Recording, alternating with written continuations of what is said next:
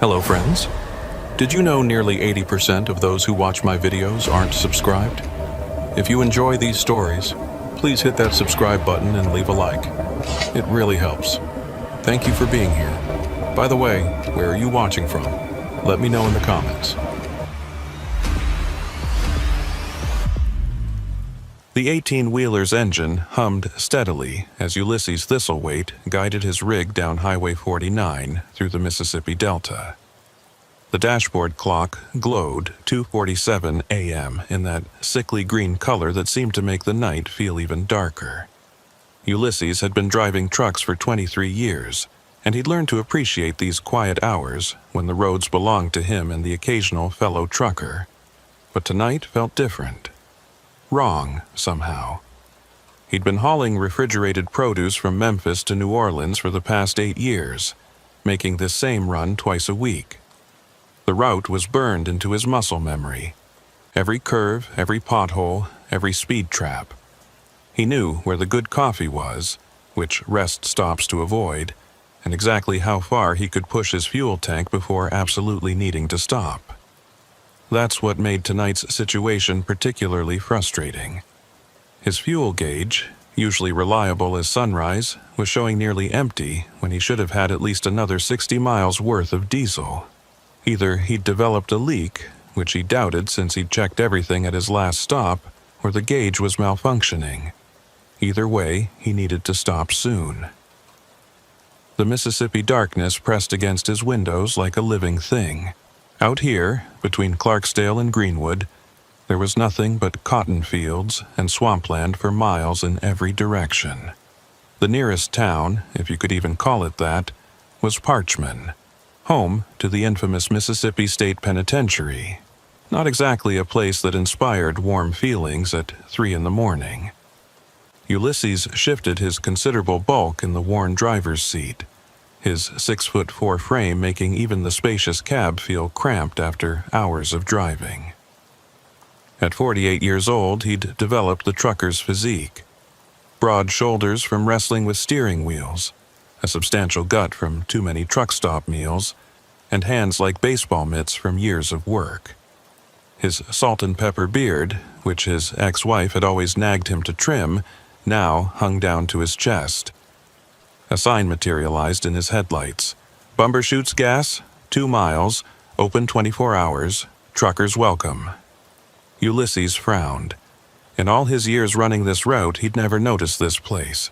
Must be new, though the sign looked weathered enough to have been there since the 60s. The reflective letters had that peculiar quality of old highway signs, where they seemed to glow with their own light rather than just reflecting his headlights. He reached for his CB radio, thinking to ask if any other drivers knew about this Bumbershoot's place, but static filled the channel. Nothing but white noise across every frequency. That was odd too. Usually there'd be at least one insomniac trucker chattering away about something or other. The fuel gauge needle dipped closer to empty. No choice then. He'd have to trust this Bumbershoot's place. The exit appeared exactly 2 miles later, just as promised. Ulysses eased his rig down the off-ramp, the trailer's weight shifting behind him with practiced familiarity. The access road was narrow, barely wide enough for his truck, with drainage ditches running along both sides. Spanish moss hung from the trees, creating a tunnel effect that made his headlights seem dimmer. The gas station appeared around a bend like something from another era. It wasn't just old, it was antiquated. The building was single-story, made of weather-beaten wood that might have been white once but had aged to the color of old bones. The roof was corrugated tin, rust-streaked and slightly askew, but the diesel pumps looked modern enough, and the lights were on inside. What struck Ulysses most was how isolated it was. No other buildings visible in any direction. No houses, no other businesses, nothing. Just this lonely station squatting beside the road like a spider waiting in its web. He pulled his rig alongside the diesel pumps, careful to position it for an easy exit. 23 years of driving had taught him to always plan his escape route. even if he didn't know what he might need to escape from. The air brakes hissed as he set them, and the engine's rumble died to silence. The Mississippi night immediately pressed in. No crickets, no frogs, none of the usual nighttime chorus that should have been deafening this close to the swampland. Just a thick, oppressive quiet that made Ulysses's skin crawl. He grabbed his wallet and climbed down from the cab, his joints protesting after hours of sitting. The concrete beneath his boots was cracked and weed-strewn. The diesel pumps were indeed modern, digital displays and card readers, but they looked somehow wrong against the decrepit building, like someone had grafted new arms onto a corpse. The pump's card reader was dark. A handwritten sign taped to it read, "Card reader broken. Pay inside first." Of course, Ulysses looked toward the building. Through the grimy windows he could see fluorescent lights flickering irregularly, casting strange shadows. Someone moved inside, but the dirt on the glass made it impossible to see clearly. He walked toward the door, his footsteps unusually loud in the silence. The door was wood with a glass panel, the kind with a bell attached that would ring when opened. Faded advertisements for products he'd never heard of were taped to the inside of the glass. "Drink Yum Yum Cola," "Smoke Temperance Cigarettes," "Mrs. Wickham's Miracle Tonic." The bell above the door didn't ring when he pushed it open. It made a sound more like bones rattling. The inside of Bumbershoot's gas was like stepping back in time, but not in a nostalgic way. More like stepping into a place that time had forgotten about and left to rot. The linoleum floor was yellowed and curling at the edges. Shelves held dusty products with labels so faded they were unreadable. A ceiling fan turned lazily, its blades coated with decades of accumulated grime. Behind the counter stood a man who could only be Mordecai Bumbershoot, the owner. He was tall and painfully thin, his body seeming to consist entirely of sharp angles. His age was impossible to determine. He could have been 40 or 70. His skin had that peculiar waxen quality of someone who rarely saw sunlight, and his hair, what little remained, was combed over his spotted scalp in greasy strands. But it was his smile that made Ulysses want to turn around and leave immediately. Too wide, showing too many teeth, and never reaching his pale, watery eyes. "Well, well," Mordecai said, his voice like oil over gravel. "Another traveler in the night. Don't get many folks this time of evening." "Just need diesel," Ulysses said, trying to keep the unease out of his voice. 40 gallons should do it." Of course, of course." Mordecai's fingers, unnaturally long and thin, danced across an ancient cash register. "That'll be $160. Pay first, pump after, house rules." The price was reasonable enough. Ulysses pulled out his wallet, counting out the bills. As he did, he became aware of another presence in the store. A young woman had emerged from behind one of the shelves, moving with an odd, gliding motion that didn't quite match the sound of her footsteps. This had to be Persephone Snodgrass, though Ulysses had no idea how he knew her name. She looked to be in her early 20s, with long, stringy blonde hair that hung limply around a pale, heart-shaped face. Her eyes were the palest blue he'd ever seen, almost white, and they never seemed to blink. She wore a faded floral dress that looked like it belonged in a museum, and her feet were bare despite the filthy floor.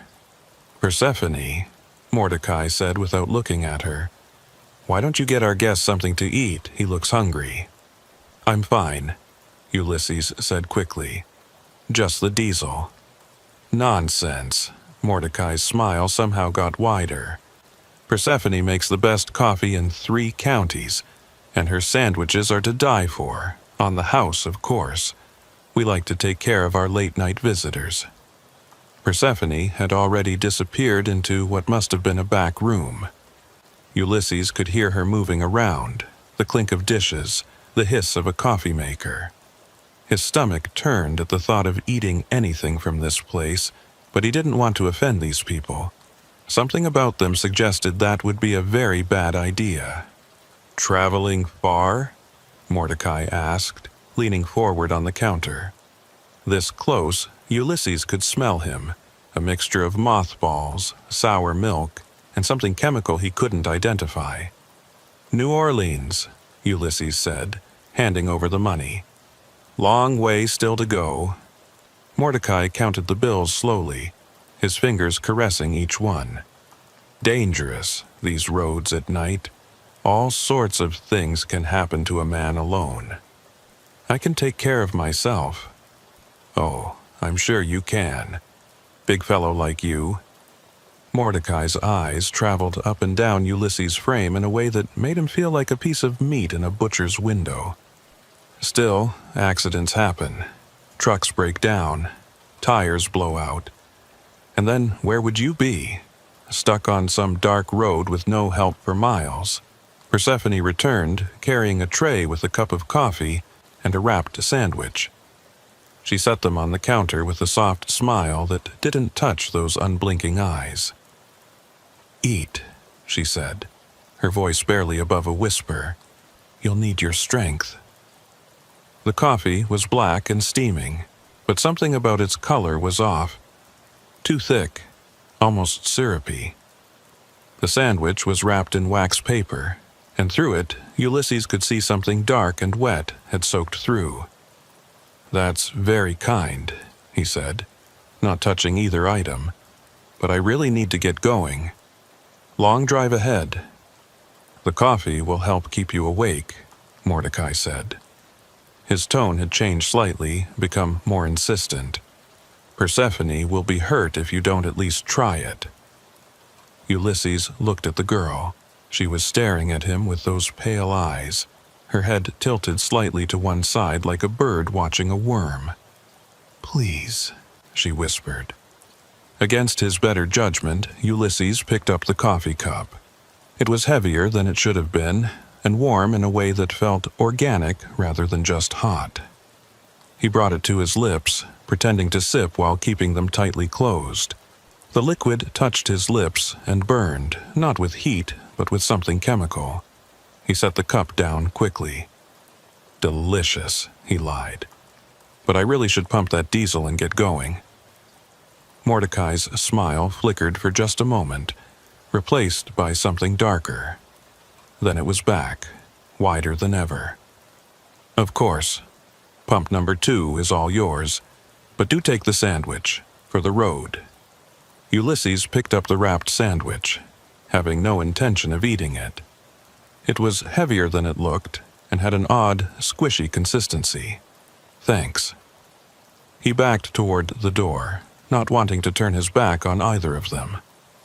Mordecai and Persephone watched him go, standing perfectly still like mannequins. The rattling bone sound came again as he pushed through the door. Outside, the night seemed even darker than before. Ulysses hurried to his truck, tossing the sandwich in a trash can beside the pump. He grabbed the diesel nozzle and started filling his tank, constantly looking over his shoulder at the store. Mordecai and Persephone stood at the window watching him. They hadn't moved an inch. The pump seemed to take forever. 30 gallons. 35. Ulysses's hands were shaking now. Something was very wrong here. Every instinct screamed at him to leave, to just go, forget the last 5 gallons. But he'd paid for 40, and leaving early might provoke them somehow. 38 gallons, 39. A hand touched his shoulder.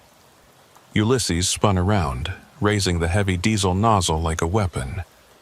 Persephone stood there, having somehow crossed the distance from the store without making a sound. Up close, he could see her skin had a greenish tinge, like someone who'd been underwater too long. "You didn't drink the coffee," she said, her whisper carrying perfectly in the still air. "I did. It was very good." "No."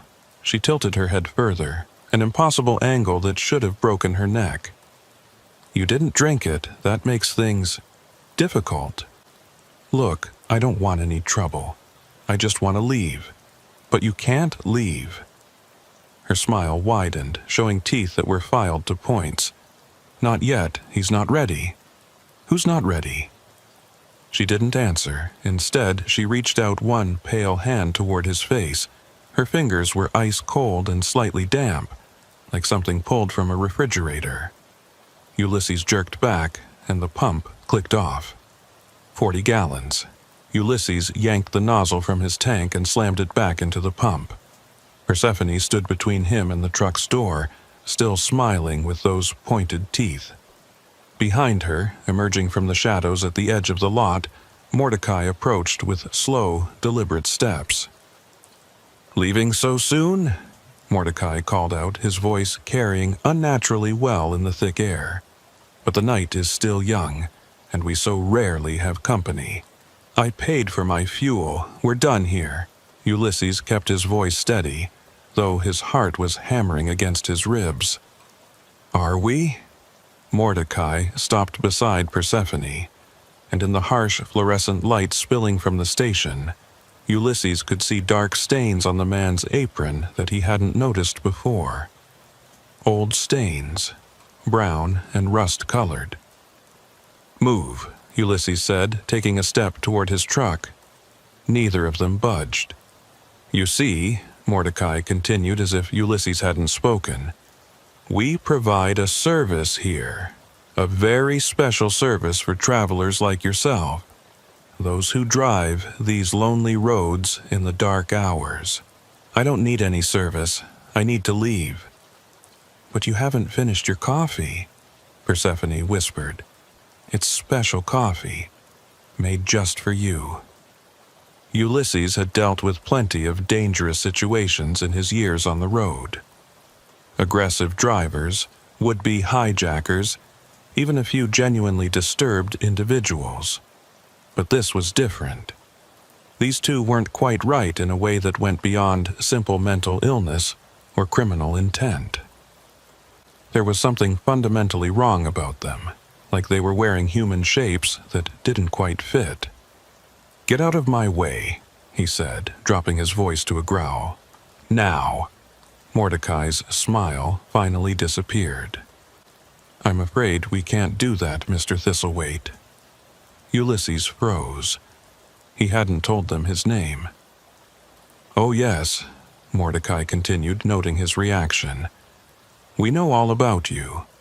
Ulysses Thistlethwaite, 48 years old, divorced, no children, been driving the Memphis to New Orleans route for 8 years, lives alone in a double-wide trailer outside Memphis, no one expecting you for another."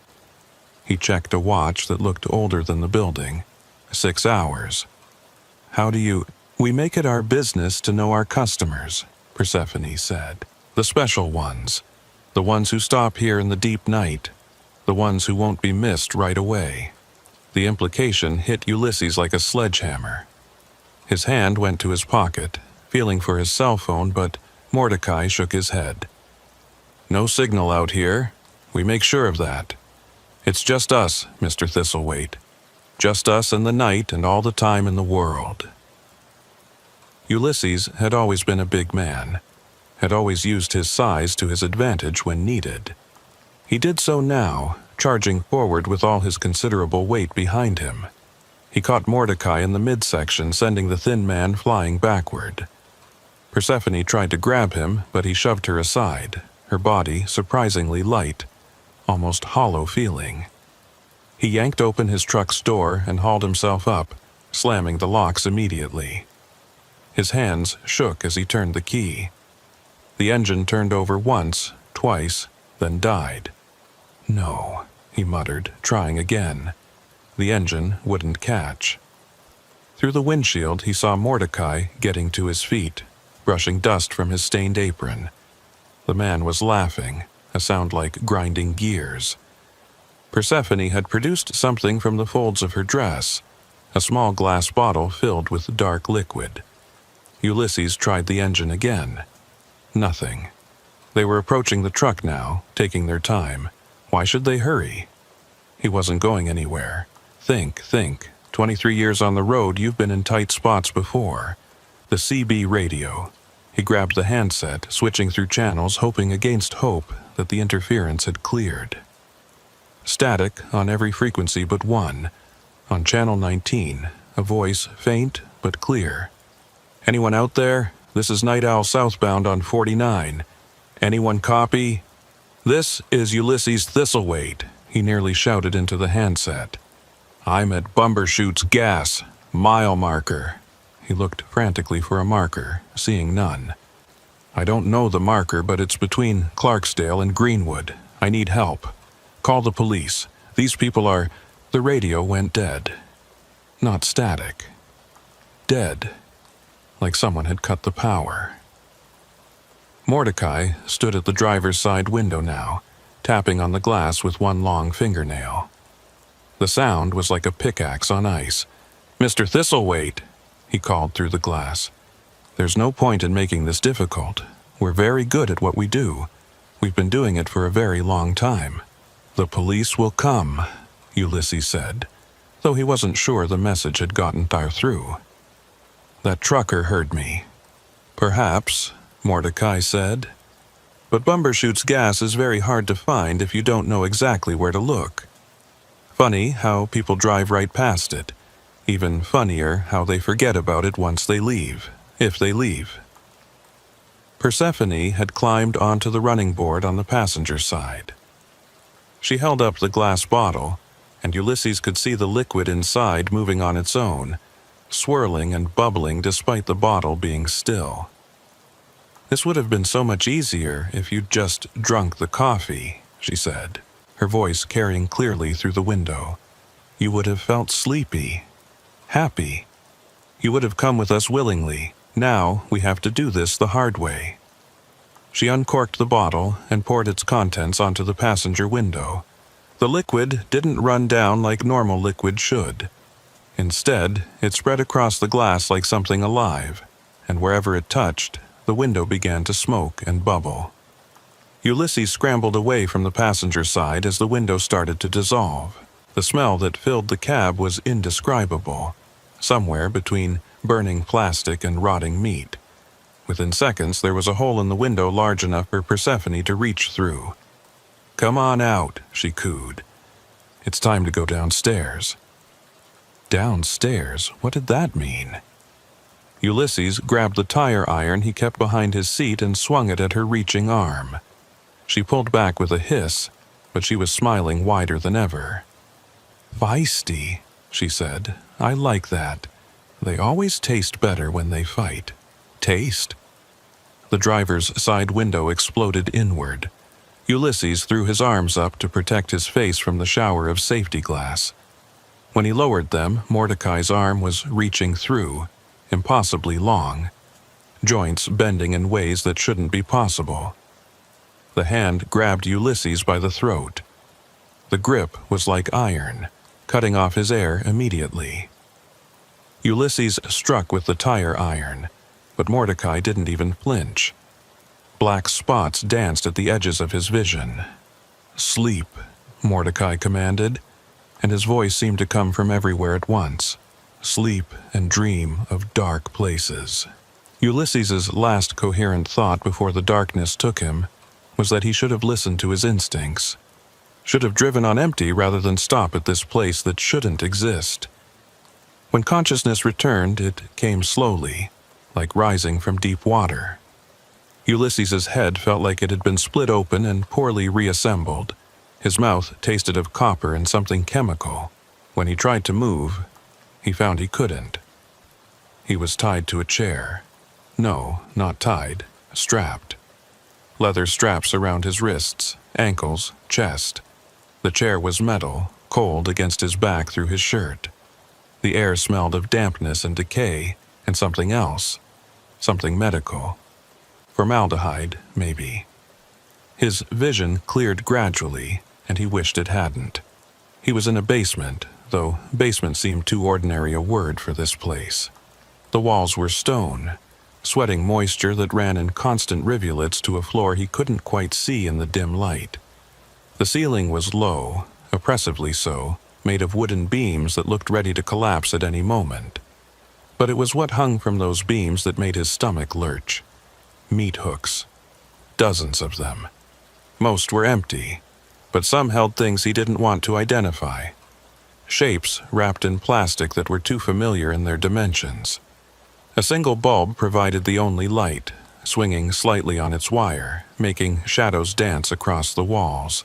In those shadows, Ulysses could see shelves lined with jars. The contents of those jars seemed to move when the light hit them. "Ah, you're awake." Mordecai descended a wooden staircase that Ulysses hadn't noticed, each step creaking under his minimal weight. He'd removed his apron, revealing a shirt that might have been white once, but was now a map of old stains. In his hand, he carried a leather bag that clinked with each step. "Where am I?" Ulysses's voice came out as a croak. "Where?" "Still at Bumbershoot's Gas, of course, just in the lower levels. The real Bumbershoots, you might say. The upstairs is just for show. Down here is where we do our actual business. What do you want?" "Want?" Mordecai set the bag on a metal table that Ulysses hadn't noticed. The sound it made suggested tools. Sharp tools. "We don't want anything, Mr. Thistlethwaite. We need. There's a difference." Persephone appeared from the shadows, having been there all along. She'd changed clothes, now wearing what looked like a nurse's uniform from the 1950s, complete with a little cap. It would have been almost comical if not for the dark stains on the white fabric and the way she moved, gliding rather than walking. "You see," she said, approaching with a syringe in her hand, "Mordecai and I have been here a very long time. Longer than you'd believe. This place, it's special. It exists in the spaces between. The gaps in reality that most people drive right past without noticing." "You're insane." "Perhaps," Mordecai said, unpacking his bag. Ulysses caught glimpses of metal instruments, each one clean and sharp and terrible. But insanity is such a limited concept. We prefer to think of ourselves as evolved, adapted to our environment. "The thing is," Persephone continued, now standing right beside him, the syringe catching the swinging light, "we need certain materials to maintain ourselves, to keep existing in this in-between place, and those materials are very specific. You're going to kill me." "Kill?" Mordecai looked genuinely offended. "Mr. Thistlethwaite, we're not murderers. We're collectors. There's an art to what we do, a purpose. We only take what we need," Persephone added. "And we're very careful, very precise. You might even survive. Some do. Some. Well, not many," Mordecai admitted. "But it has happened. There was a fellow in '83 who made it out missing only a kidney and part of his liver. Of course, he couldn't remember anything about this place afterward. The mind has ways of protecting itself from certain truths." Persephone raised the syringe, tapping it to remove air bubbles. "This will help with the pain, initially anyway. We're not cruel, Mr. Thistlethwaite. We take no pleasure in suffering." "Wait," Ulysses said, desperation creeping into his voice. "People know where I am. That trucker on the CB. Ah, yes, Night Owl." Mordecai smiled. "Lovely fellow. He stops here regularly. In fact, he's the one who suggested you might be coming our way tonight." The betrayal hit Ulysses harder than any physical blow. The trucker on the radio had been part of this. "Now," Persephone said, bringing the needle closer to his arm, "let's begin. We have so much work to do, and the night is passing quickly." The needle pierced his skin, and immediately Ulysses felt a strange warmth spreading through his arm. Not unpleasant at first, almost soothing. Then it reached his chest, and the warmth became heat. The heat became burning. He tried to scream, but his vocal cords wouldn't respond. His muscles locked rigid, every nerve firing at once. Through the agony, He could hear Mordecai and Persephone talking, their voices clinical and detached. Good reaction. The new formula works faster. Should we start with the usual sequence? No, I think we'll try something different this time. The market has been asking for specific items. The eyes, among other things. Ulysses's vision began to blur, but not from unconsciousness. Whatever they'd given him was keeping him awake, aware, but paralyzed. He could feel everything but do nothing. Mordecai approached with something silver and sharp. "Don't worry, Mr. Thistlethwaite. We've done this hundreds of times. You're in very capable hands." The basement door bloated inward. Sheriff Dale Hutchinson had been on the force for 32 years, but nothing had prepared him for what he found at Bumbershoot's Gas. He'd gotten the call from dispatch about a trucker in distress, and something about the location had nagged at him. He knew every road, every building in this county, but he couldn't place Bumbershoot's Gas. That should have been his first warning. He'd found it only because his deputy, young Tommy Brennan, remembered his grandfather mentioning the place. "Used to be out on the old highway," Tommy had said, before they rerouted 49 back in the 70s. But Grandpa said it closed down after some folks went missing. Yet here it was, lights blazing, looking very much open for business. Dale had called for backup immediately when he saw Ulysses's truck, but no sign of the driver. Something about the scene felt wrong. The way the shadows fell. The unnatural silence, the fact that his radio started crackling with static the moment he pulled into the lot. He'd found the basement door hidden behind a false panel in what looked like a storage room. The smell coming from below had been enough to make him draw his weapon. Now, standing in the doorway with Tommy behind him, both their weapons raised, Dale took in the nightmare before him. The trucker, had to be Ulysses Thistlethwaite based on the description, was strapped to a chair, his eyes wide with terror, but his body completely still. A man and woman stood frozen beside him, the man holding what looked like a surgical scalpel. "Sheriff's Department, drop the weapon and step away from him." Mordecai Bumbershoot. It had to be him, matching the property records Dale had hastily pulled up, turned slowly. His smile was wrong. Everything about him was wrong. Too tall, too thin, joints that seemed to have too many angles. "Sheriff Hutchinson," Mordecai said, as if they were old friends meeting at the grocery store.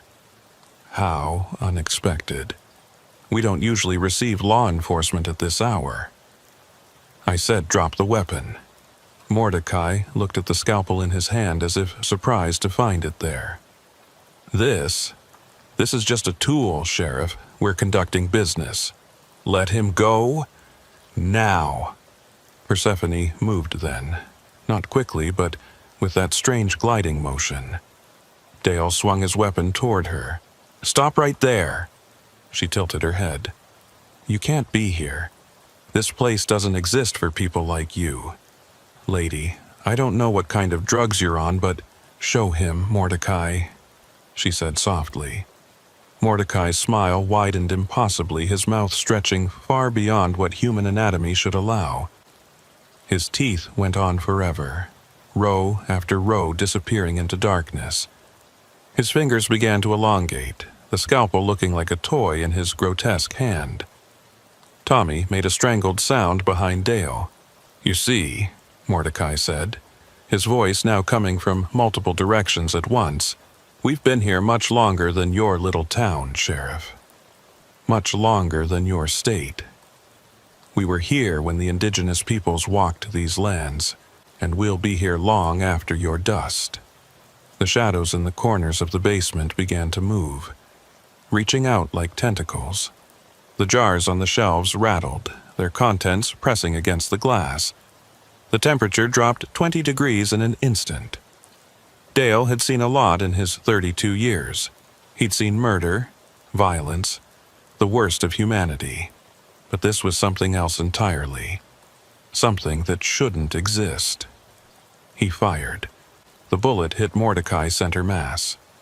The thin man looked down at the hole in his chest, then back up at Dale. No blood, just a dark void where the wound should be. "That was rude," Mordecai said. Then everything happened at once. The shadows surged forward. Tommy screamed. Persephone moved faster than anything human could move. Dale fired again and again, his training taking over even as his mind struggled to process what he was seeing. But through it all, he kept moving toward Ulysses. Whatever these things were, the trucker was still human, still alive, still needed help. Dale reached the chair just as Persephone's hand, now ending in claws that hadn't been there before, swiped at his head. He ducked, grabbed the straps holding Ulysses, and pulled. The leather was old, brittle. It snapped. "Tommy, the stairs!" His deputy was firing at the shadows, which seemed to recoil from the muzzle flashes more than the bullets. Together, they dragged the paralyzed trucker toward the stairs, Dale supporting most of Ulysses's considerable weight. "You can't leave," Mordecai said, his voice now a roar that shook dust from the ceiling. "No one leaves until we're finished." The stairs groaned under their combined weight. Behind them, Dale could hear pursuit. Not footsteps, but something worse. A wet, sliding sound like raw meat being dragged across stone. They burst through the false panel into the storage room, then into the main gas station. Through the windows, Dale could see his patrol car, but also something else. The building was changing. The walls were breathing. The ceiling was lowering. The exit seemed to be getting further away with each step. "Don't look at it," Dale shouted, not sure if he was talking to Tommy or himself. "Just move." They crashed through the front door into the Mississippi night. The normal, beautiful, mundane Mississippi night. Dale had never been so happy to feel humidity in his life. But when he turned back, Bumbershoots' gas was gone. Not destroyed. Not burning. Gone. Where the building had been, there was only an empty lot, overgrown with kudzu and littered with old beer cans. The only sign it had ever existed was Ulysses' truck, still parked beside pumps that were now just rusted metal poles sticking out of broken concrete. What the hell?" Tommy gasped, his hands shaking as he holstered his weapon. Dale didn't answer. He was checking Ulysses's pulse. Still strong, but the man's eyes were vacant, staring at nothing. Whatever they'd given him, whatever they'd done, he was alive, but not present. The radio in Dale's patrol car crackled to life.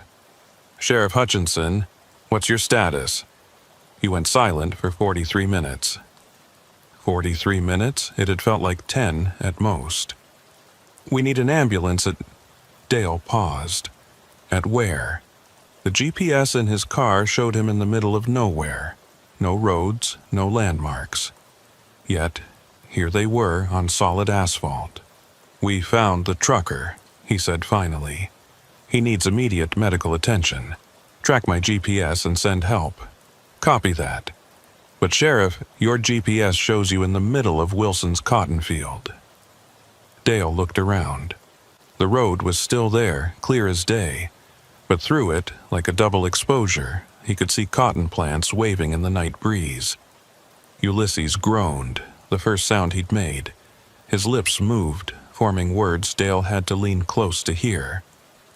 "They're still here." Dale felt the hair on his neck stand up. He turned slowly, looking back at the empty lot. Mordecai and Persephone stood where the gas station door had been, translucent like ghosts but becoming more solid with each passing second. They weren't smiling anymore. "Get him in the car," Dale told Tommy. "Now." They loaded Ulysses into the back of the patrol car, Tommy climbing in with him. Dale got behind the wheel, started the engine, and floored it. In the rearview mirror, he watched the empty lot recede. But just before they turned onto what his GPS insisted wasn't a road, he saw Bumbershoot's gas flicker back into existence, solid and real, its lights bright against the darkness. The hospital in Greenwood was 20 miles away. Dale made it in 12 minutes, running every stop sign, his lights and sirens clearing the way. He didn't slow down until they were under the harsh fluorescence of the emergency room entrance. The doctors took Ulysses immediately, though they struggled to identify what was in his system. "It's like nothing I've ever seen," Dr. Martinez told Dale later. "Some kind of paralytic agent, but mixed with compounds we can't identify. It's breaking down rapidly, though. He should recover full mobility within a few hours." Dale sat in the waiting room, trying to write his report. How did you explain what they'd seen? How did you file paperwork on a building that didn't exist? Tommy sat beside him, still shaking. "Sheriff, what were those things?" "I don't know, son, and I don't think I want to know." "Should we, do we go back? Try to find evidence?" Dale thought about those rows of jars, about the shapes hanging from hooks, about Mordecai's impossible teeth and Persephone's claws. "No, we report it to the state police, let them handle it. This is beyond us." But even as he said it, Dale knew no one would find anything. Bumbershoot's gas would be gone, hidden in whatever space between spaces it occupied, waiting for the next lonely traveler in the deep of night. 4 hours later, Ulysses woke up.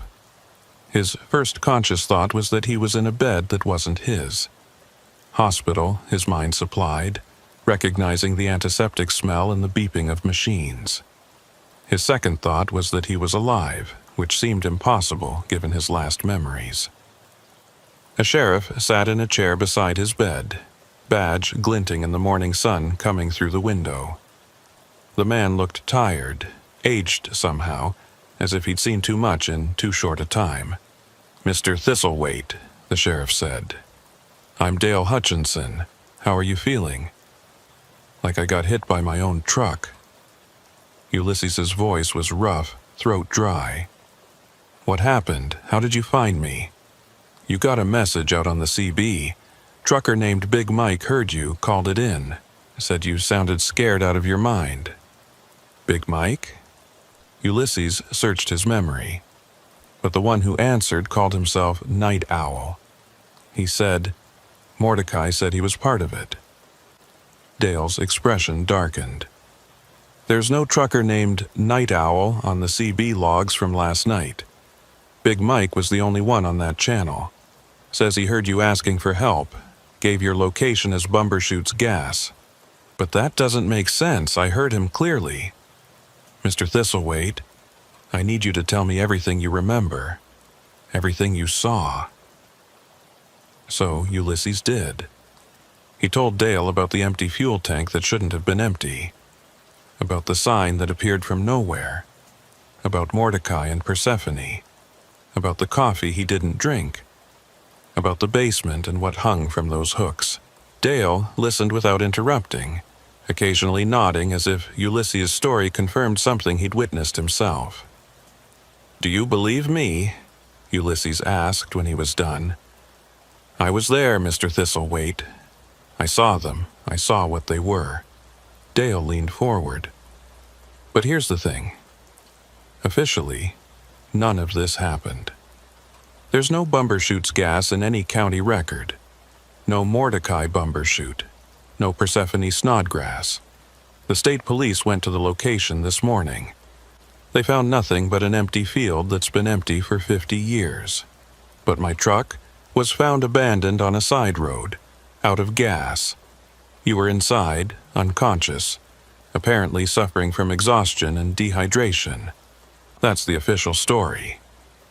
Ulysses stared at him. "They're going to get away with it. They're going to keep doing this to people. Maybe, maybe not." Dale stood up, placed a business card on the bedside table. That's my direct number. You remember anything else? You see anything else? You call me, day or night. You're going to try to stop them?" Dale was quiet for a moment. My grandfather used to tell stories about places that weren't quite right, places that existed in the corners of the map, where reality was thin. I always thought he was just trying to scare us kids. Now, he shrugged.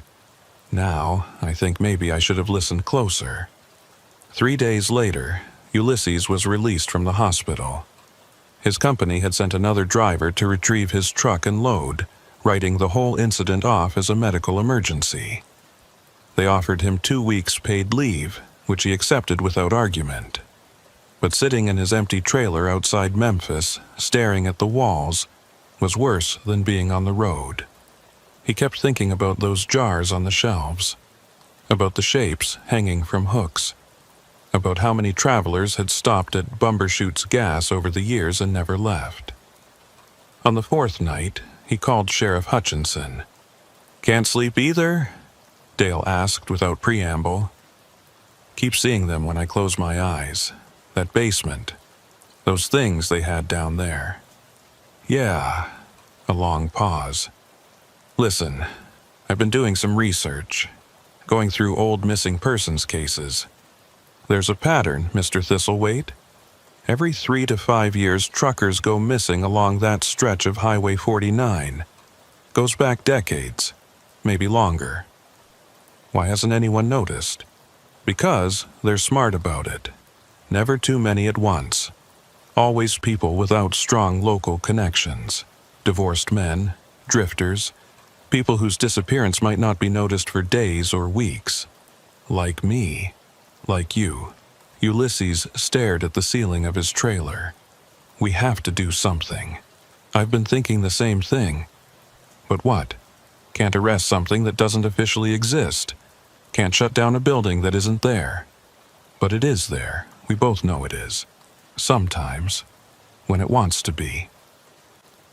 They were quiet for a moment, both lost in their own thoughts. "I'm going back," Ulysses said suddenly. "That's a terrible idea. Maybe. But I can't just sit here knowing they're out there waiting for the next person.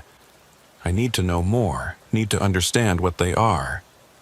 You're going to get yourself killed. Or worse." Ulysses thought about Mordecai's impossible teeth, about Persephone's claws, about the things in those jars. "Maybe, but I'm going back." Dale sighed heavily. "If you're determined to do this fool thing, you're not going alone. Meet me tomorrow night. Midnight. The Greenwood truck stop off exit 142. Sheriff, you don't have to—" "Yes, I do. My county, my responsibility. Besides, Tommy hasn't been right since that night. Keeps talking about the shadows moving. Maybe if we can figure out what these things are, we can figure out how to stop them." The next night, Ulysses sat in his personal pickup at the Greenwood truck stop, watching other truckers fuel up and grab coffee, blissfully unaware of what waited out there in the dark. Dale's patrol car pulled up beside him just after midnight, but it was an unmarked Crown Victoria. Dale was out of uniform, dressed in jeans and a flannel shirt. "Trying to keep this unofficial?" Ulysses asked as Dale got into the passenger seat. "Very unofficial. As far as the department knows, I'm home with the flu." Dale pulled out a manila folder. "I found something interesting in the archives. Back in 1952, there was a report filed by a state trooper named William Garrett. He described finding a gas station that shouldn't exist, run by people who weren't quite right. Sound familiar? What happened to him? Died 3 days later. Car accident, supposedly. But his partner said Garrett had been terrified of something. Kept talking about things that wore human faces but weren't human. And nobody investigated? Oh, they did. Found nothing. Just like we found nothing." Dale pulled out an old photograph. "But Garrett took this before he died. The black and white photo showed a gas station that looked remarkably like Bumbershoot's, though the sign read Newcomb's Service. Standing in front were two figures, one tall and thin, one shorter. Even in the grainy photo, something about them looked wrong. Different name, same place? That's what I'm thinking. They change identities every few decades, but they stay in the same spot. That spot that exists when it wants to. Ulysses started his truck. Then let's go find it. They drove through the thick Mississippi night, the headlights cutting through humidity so dense it looked like fog. Neither spoke as they approached the stretch of road where Ulysses had first seen the sign. He slowed down, scanning the darkness. Nothing. Just empty highway and cotton fields. They drove past where it should have been, turned around, drove past again. Still nothing. Maybe it only appears when... Dale stopped mid-sentence. There it was. The sign exactly where it had been before. Bumbershoot's Gas, 2 miles, open 24 hours, truckers welcome. You see it? Ulysses asked. Yeah, though my eyes keep trying to slide off it, like they don't want to acknowledge it's there. They followed the sign to the exit, down the narrow access road. And there it was. Bumbershoot's Gas, lights blazing, looking exactly as it had a week ago. Ulysses's hands tightened on the steering wheel. We could call for backup, Dale suggested, though his tone suggested he knew how pointless that would be. Would they even be able to find it? Probably not. They sat in the truck for a moment, engine idling, staring at the building. I brought some things, Dale said, reaching into a bag at his feet. He pulled out a camping flare, a bottle of lighter fluid, and a road flare. Figure if bullets don't work, maybe fire will. Worth a try. They got out of the truck, Dale tucking the items into his jacket. The same oppressive silence greeted them. The same absence of normal night sounds. The gas station waited, patient as a spider. Through the grimy windows they could see movement. Mordecai behind the counter, Persephone arranging items on a shelf, going through the motions of running a normal business. They know we're here, Ulysses said. Yeah, probably knew we were coming before we did. They approached the door. The bone rattle sound came when they pushed it open. Mordecai looked up with that too-wide smile. Mr. Thistlethwaite, how wonderful to see you again. We so rarely get repeat customers. We know what you are, Dale said, his hand resting on his holstered weapon despite knowing how useless it was. Do you? Mordecai tilted his head. How fascinating. And what, pray tell, are we? Monsters, Ulysses said simply. Persephone laughed, a sound like breaking glass. Monsters. Such a limited word. We're so much more than that. We're survivors, Mordecai said, his smile fading slightly. We've adapted to fill a niche. Every ecosystem needs its predators. And we're your prey. Some of you. The ones who won't be missed. The ones who drive alone through the dark places. Mordecai's fingers drummed on the counter, each tap echoing strangely. It's nothing personal, Mr. Thistlethwaite, simply survival. How many? Dale asked. How many people have you killed? Killed? Persephone moved closer, her feet still making that wrong sound on the floor. We don't kill, we harvest. There's a difference. The ones in the basement are preserved, maintained, part of our collection. Mordecai's eyes, which Ulysses now noticed had no whites, only graduated shades of black, focused on them intently. Would you like to see? Properly this time. We're not going anywhere with you, Dale said. Oh, but you are. Mordecai's smile returned, wider than ever. You see, Sheriff, you made a mistake coming here. Both of you did. This place, it only exists for certain people at certain times. And once you've been here twice, he spread his hands. Well, you become part of the inventory. The lights flickered. The shadows in the corners began to move. Run, Dale said quietly. They backed toward the door, but it wouldn't budge. The bone rattle had become a steady clicking, like teeth chattering. There's no leaving now, Persephone said. You're part of Bumbershoot's gas. You always have been, from the moment you first stopped here. The floor began to tilt. Not dramatically, just enough to make Ulysses feel off balance. The walls started that breathing motion he remembered from before. Dale pulled out the bottle of lighter fluid and the road flare. Ulysses, when I say run, you run. What are you? Dale sprayed lighter fluid across the counter, the shelves, the floor. Mordecai and Persephone stepped back, their expressions shifting from confidence to something else. Concern? Fear? You can't, Mordecai said. This place is more than wood and stone. You can't destroy an idea. Maybe not, Dale said, lighting the flare. But I can sure as hell try. He threw the flare. The lighter fluid caught immediately, flames racing across the counter, up the shelves. But these weren't normal flames. They burned wrong. Too bright, too many colors. The fire seemed to eat at reality itself, revealing things behind things. For a moment, Ulysses saw Bumbershoot's gas as it really was. Not a building, but a wound in the world.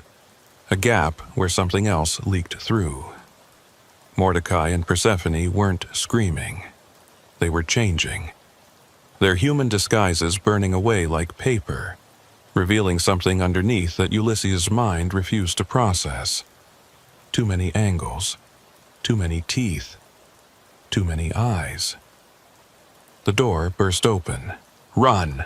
Dale shouted. They ran. Behind them, Bumbershoot's gas was consuming itself, folding inward like a piece of paper being crumpled by an invisible hand. The sound it made wasn't an explosion or a collapse. It was like reality itself was screaming. They made it to the truck, Ulysses gunning the engine before Dale's door was even closed.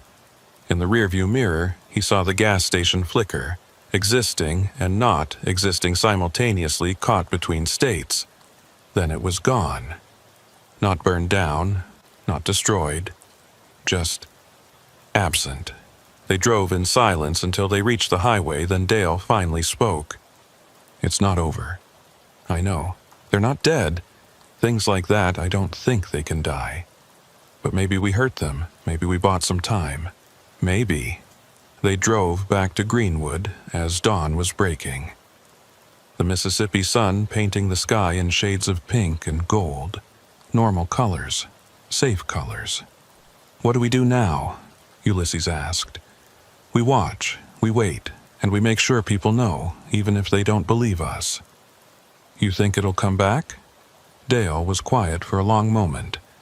My grandfather, he used to say evil was like kudzu. You could cut it back, burn it out, but unless you got every last root, it would just grow back stronger. So, we keep watching.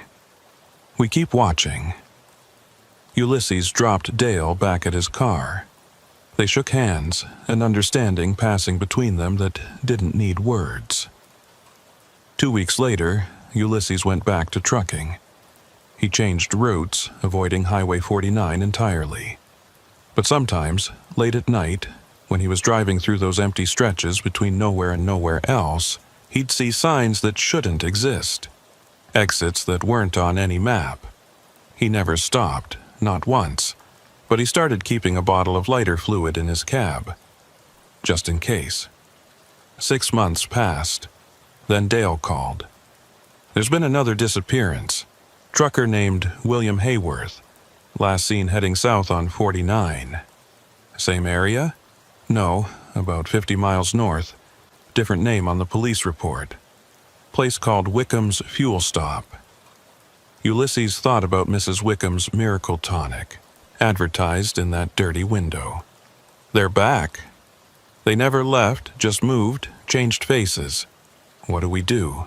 Same thing we've been doing. We watch, we warn who we can, and we hope that's enough. But Ulysses knew it wasn't enough. Somewhere out there, on some lonely stretch of highway, Mordecai and Persephone, or whatever they were calling themselves now, were waiting, patient as spiders, hungry as the dark. The road stretched on, endless and unforgiving, and somewhere on it, Bumbershoot's gas waited for its next victim. Some nights, Ulysses still dreams about that basement, about the jars on the shelves, about the things hanging from hooks. He wakes up gasping, checking his arms for needle marks, his body for missing pieces. He's whole. He's alive. He escaped. But he knows that somewhere out there, tonight, right now, another trucker is seeing a sign that shouldn't exist, pulling into a gas station that isn't on any map, meeting proprietors who wear human faces but aren't human at all. He keeps Dale's number programmed in his phone, keeps that bottle of lighter fluid in his cab, and he keeps driving, because stopping means remembering, and remembering means accepting that things like Bumbershoot's gas exist, things that hunger, things that wait, things that harvest. The highway stretches on, and Ulysses Thistlethwaite drives through the night, knowing that he's one of the lucky ones. He got away. Most don't. And somewhere in the spaces between spaces, in a gas station that exists when it wants to, Mordecai Bumbershoot is smiling his too-wide smile, and Persephone Snodgrass is making coffee that no one should ever drink. Waiting. Always waiting. The road goes on forever, and the darkness is patient. Thaddeus Poindexter had been driving for 16 hours straight, which was against regulations, but the load of pharmaceuticals he was hauling from Chicago to Jackson had to arrive by morning, or his company would lose the contract.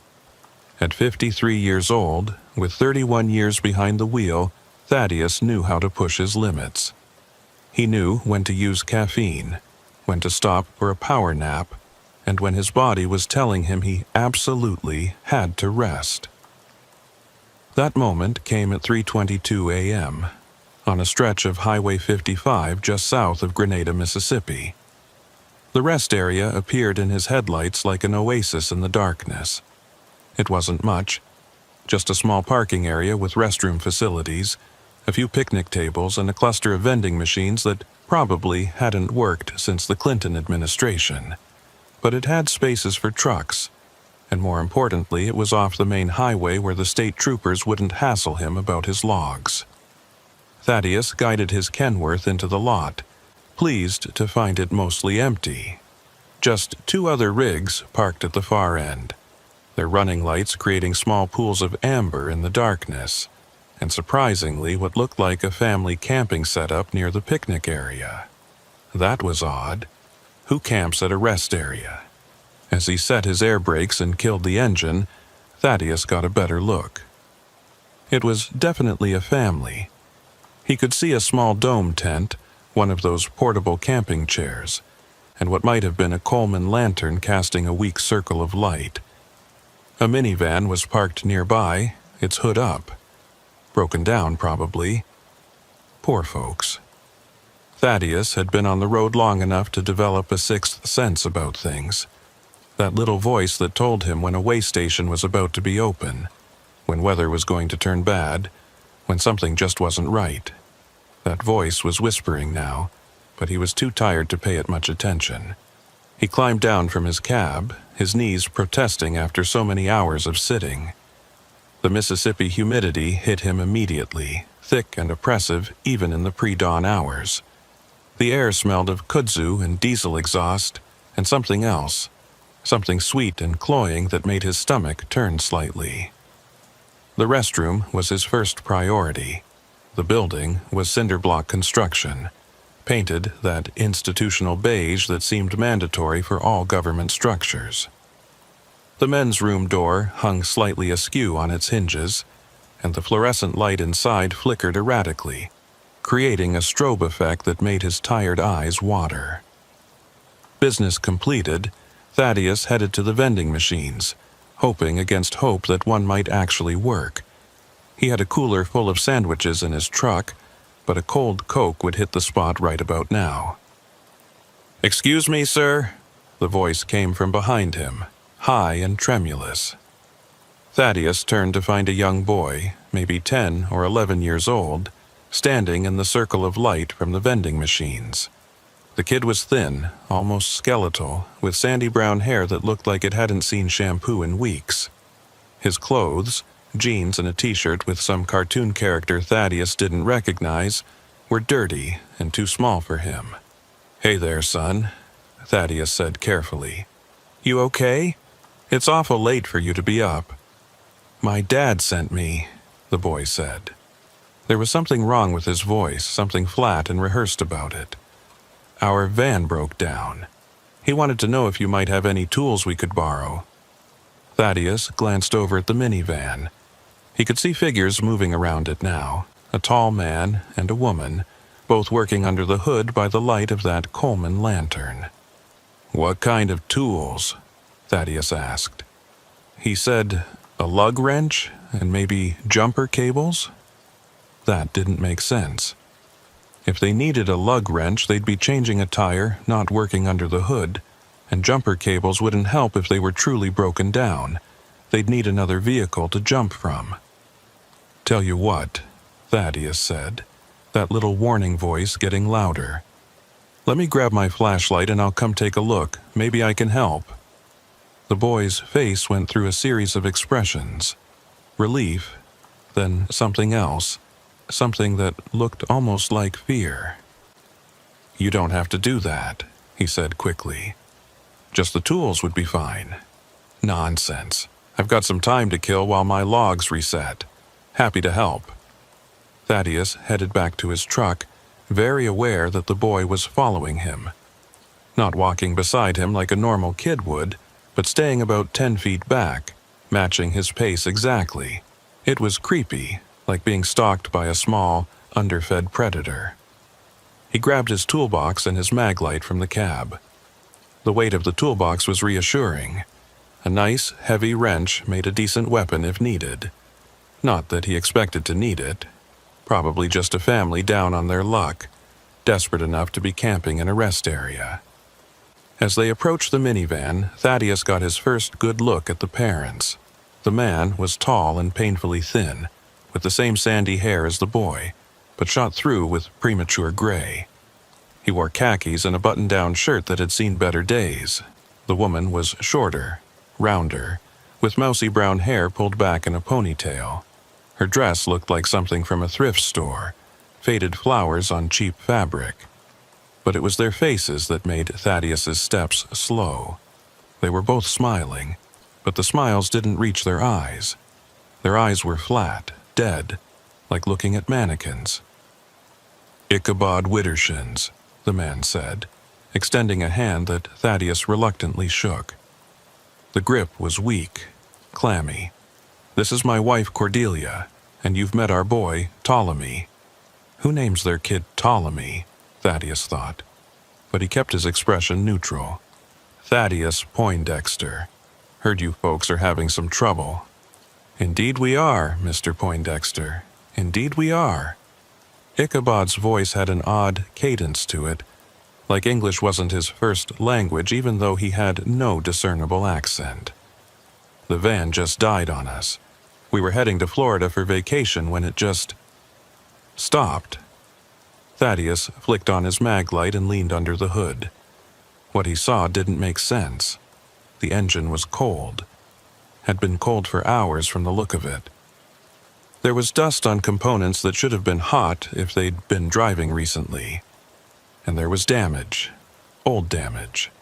The alternator was cracked, the battery terminals were corroded beyond use, several belts were missing entirely. This van hadn't run in months, maybe years. "When did you say it broke down?" Thaddeus asked, straightening up. "Oh, just a few hours ago," Cordelia said, her voice as emotionlessly pleasant as her husband's. "We've been trying everything." Thaddeus looked around the rest area more carefully. No luggage in the van that he could see. No coolers, no road trip supplies. The tent looked old, mildewed, and now that he was closer, that sweet, cloying smell was stronger. It seemed to be coming from them. "Look, folks," he said, taking a step back. "This engine's been dead a long time. I can't help you with this." "Are you sure?" Ichabod asked, moving closer. Too close. That smell washed over Thaddeus, decay and sweetness, like flowers left too long in a vase. "Maybe, if you looked again." "I'm sure." Thaddeus gripped his toolbox tighter. "I need to get back to my truck now." "But you just got here," Cordelia said. She'd moved too, positioning herself between Thaddeus and his truck.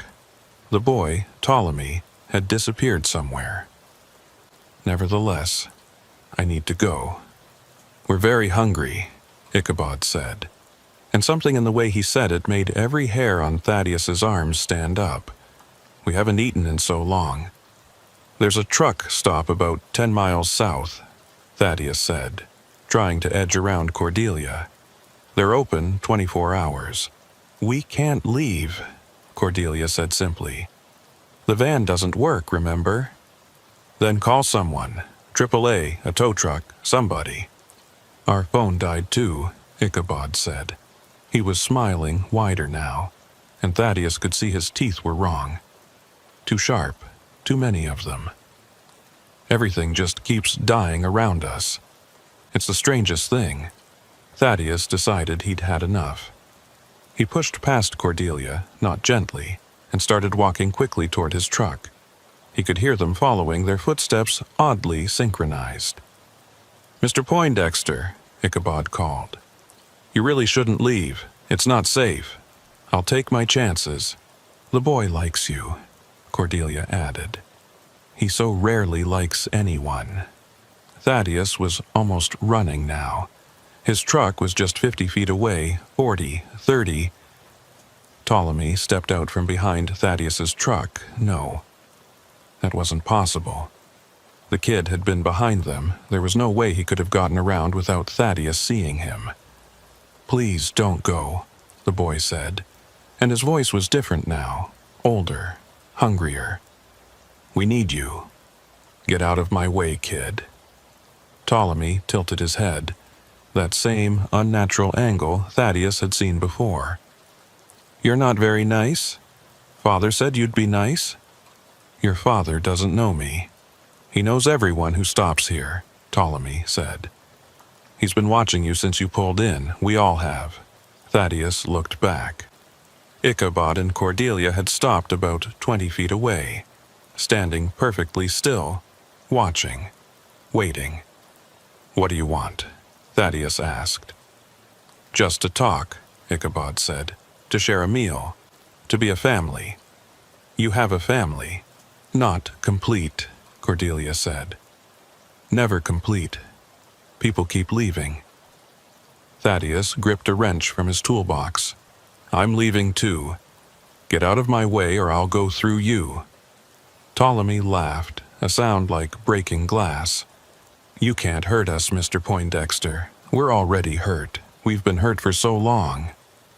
The lights in the rest area began to flicker. The two trucks at the far end of the lot remained dark and silent. Had they been running before? Thaddeus couldn't remember.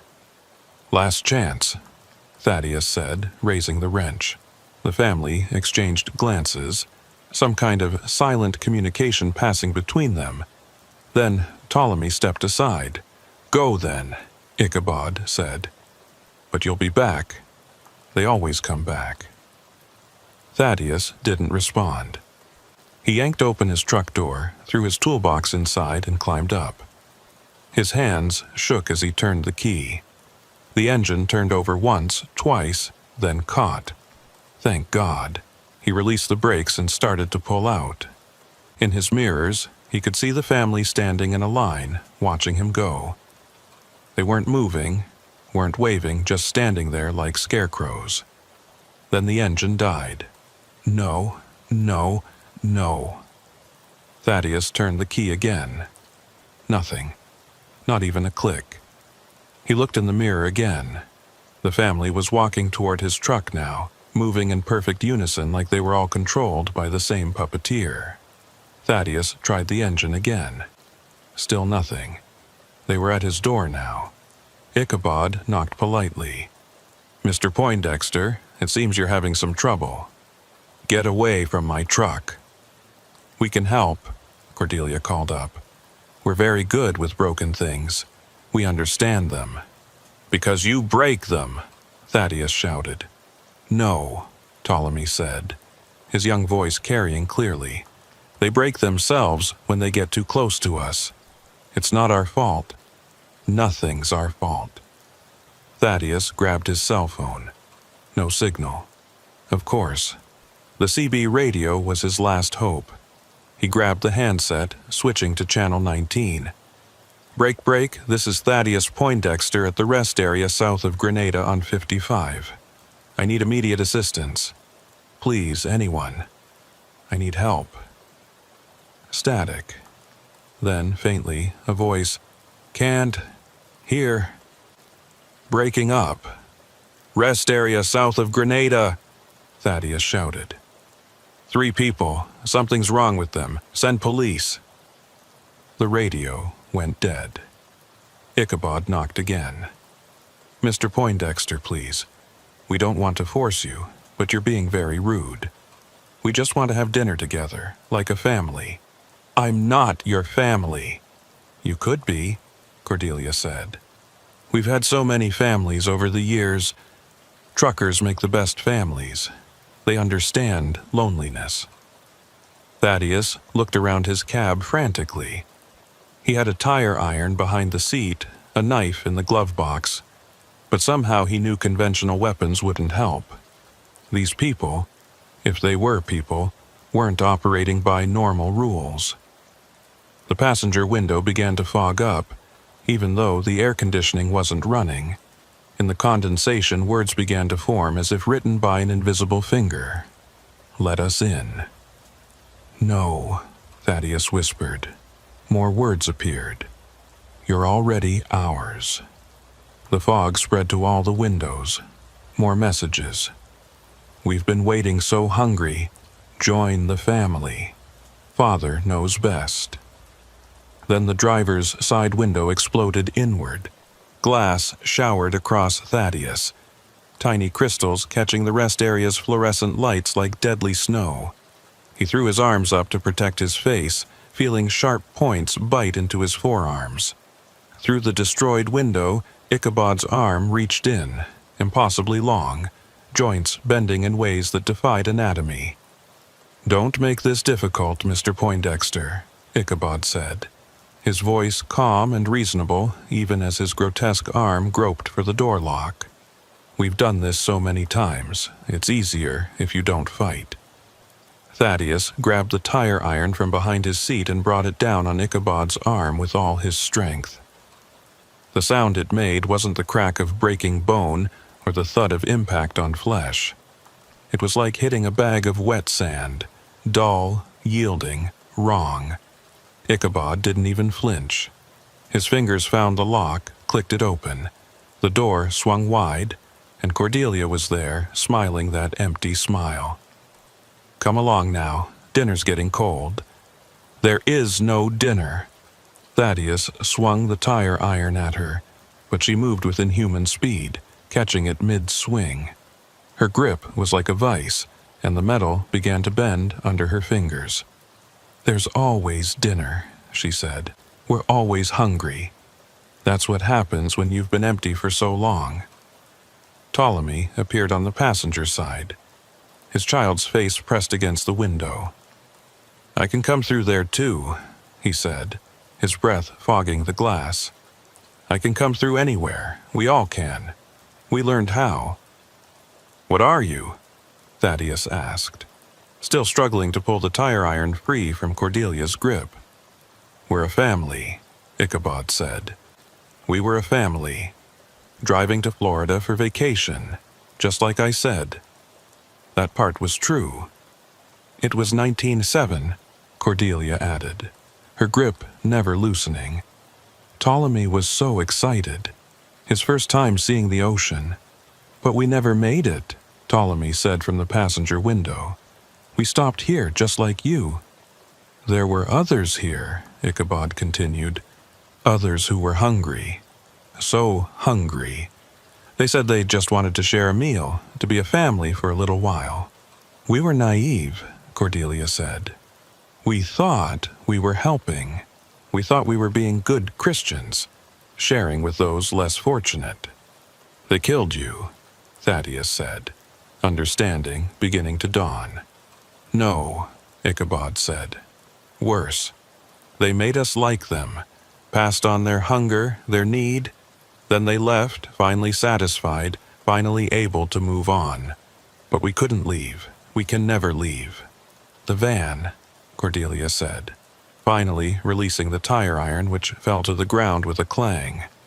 "It's our anchor. As long as it's here, we're here. And as long as we're hungry, we stay hungry.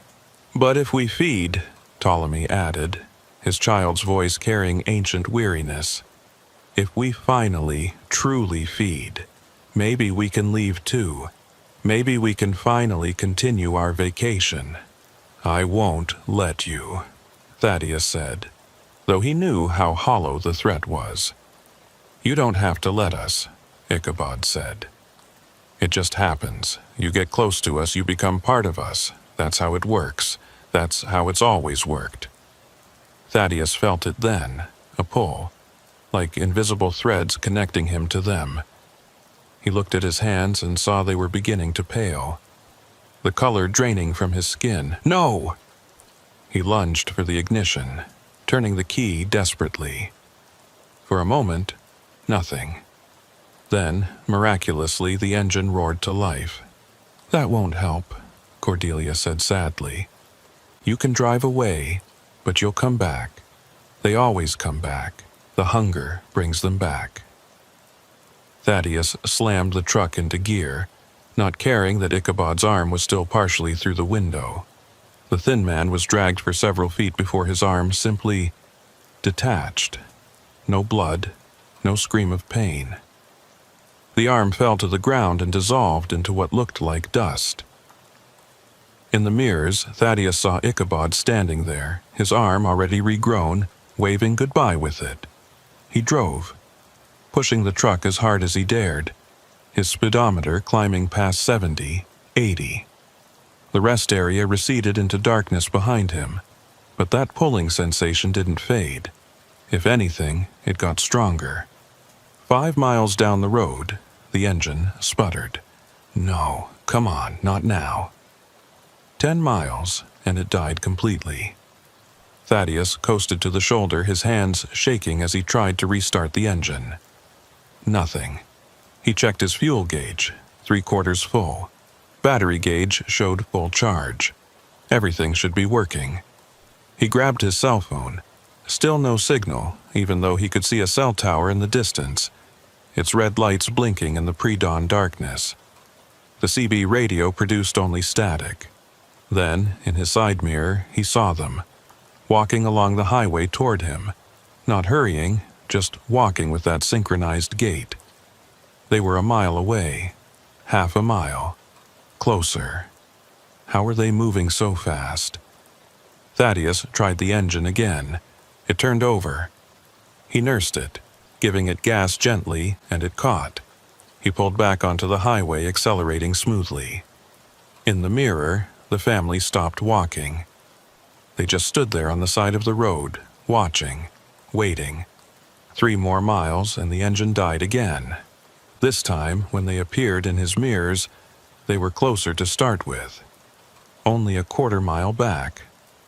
"This is impossible," Thaddeus muttered, trying the ignition again. This time it took longer to start, and when it did, the engine sounded rough, labored. He made it another 2 miles before it died for the 3rd time. They were right behind him now. He could see their faces clearly in the mirror. Those empty smiles, those hungry eyes. A knock on his door. "Mr. Poindexter," Ichabod called. "This is pointless. You're only prolonging the inevitable." Every time you run, you get weaker, Cordelia added. And we get stronger. That's how the hunger works. Just give in, Ptolemy said. It doesn't hurt, not really. The hunger hurts more than the feeding. Thaddeus looked at his hands. They were definitely paler now, and he could see the veins through the skin, dark and prominent. He felt cold, despite the Mississippi heat. And worse, he felt empty. A gnawing, aching emptiness in his gut that had nothing to do with food. The engine wouldn't even turn over now. I've called for help, Thaddeus lied. The police are coming. No one's coming, Ichabod said. No one ever comes. This stretch of road, it's special. People drive through it all the time, but they never really see it, never remember it, unless they stop at the rest area, unless they meet us. Then other truckers, the 2 trucks at the rest area? Cordelia interrupted. They've been there for 3 months. The drivers are still in their cabs, still sitting there, still trying to leave, but they can't. They're part of the family now, even if they won't admit it. 3 months? Those trucks had looked normal, just parked for the night. You're lying. Go back and look, Ptolemy suggested. Go back and see. You'll understand then. Against every instinct, Thaddeus found himself considering it. The pull was stronger now, not just physical, but mental. The rest area seemed safe, comfortable.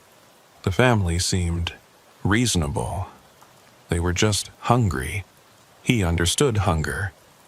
That's it, Ichabod encouraged. You're beginning to understand. The hunger isn't evil, it just is. We just are. We didn't choose this, Cordelia added. But we've accepted it. And once you accept it, it's not so bad. You're never alone. You always have family. Thaddeus's hand moved toward the door handle without his conscious control. He watched it, fascinated and horrified as his fingers gripped the handle. That's good, Ptolemy said. Just come out. Come back with us. Have dinner. The door opened. The Mississippi night air rushed in, thick with humidity and that sweet, cloying smell of decay. But underneath it was something else. The smell of food. Real food.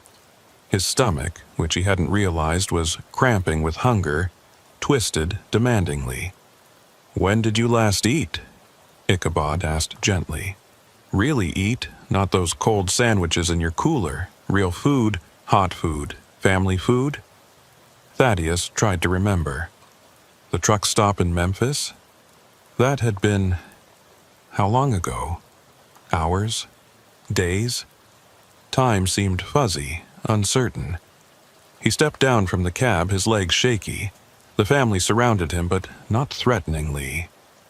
They were just there, close, warm despite the coldness he felt. Come, Cordelia said, taking his arm. Her touch was gentle, almost motherly. Let's go home.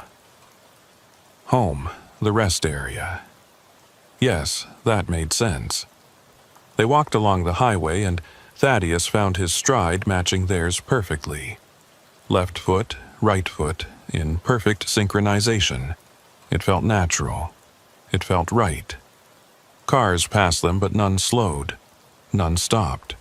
It was like they were invisible. They can't see us, Ichabod explained. Not unless they're meant to. Not unless they're hungry too.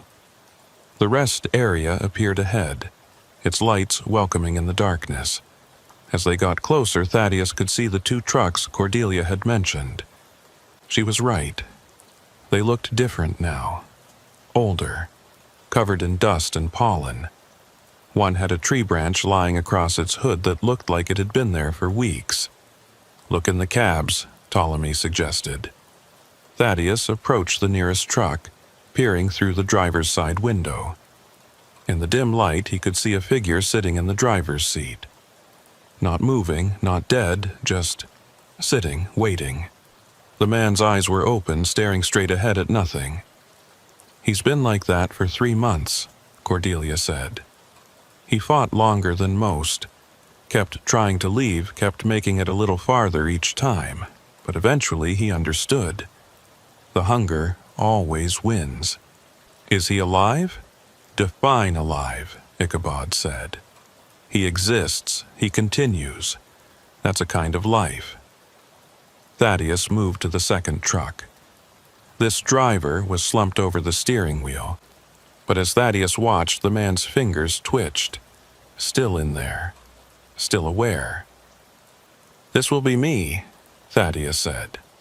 It wasn't a question. "Not necessarily," Cordelia said. "Some join the family properly, help us feed, help us find others who can satisfy the hunger. Those ones don't end up in their trucks. They get to move, to hunt, to be part of something.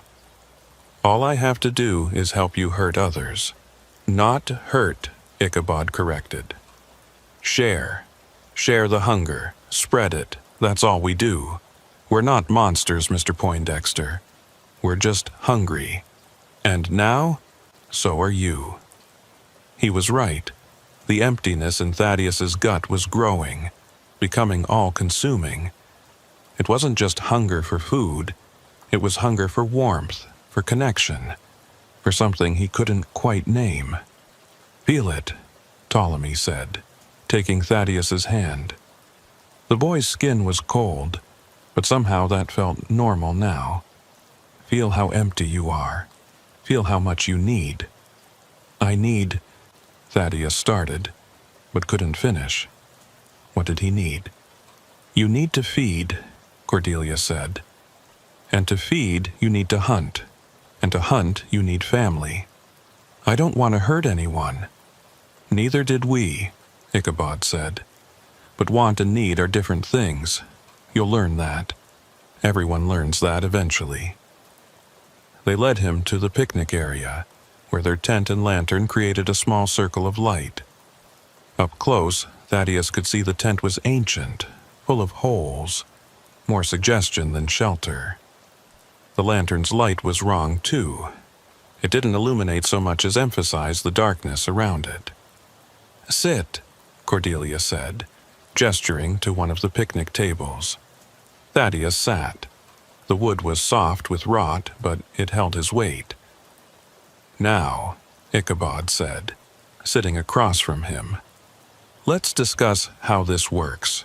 The hunger, it needs to be fed, but not with food. Food doesn't help.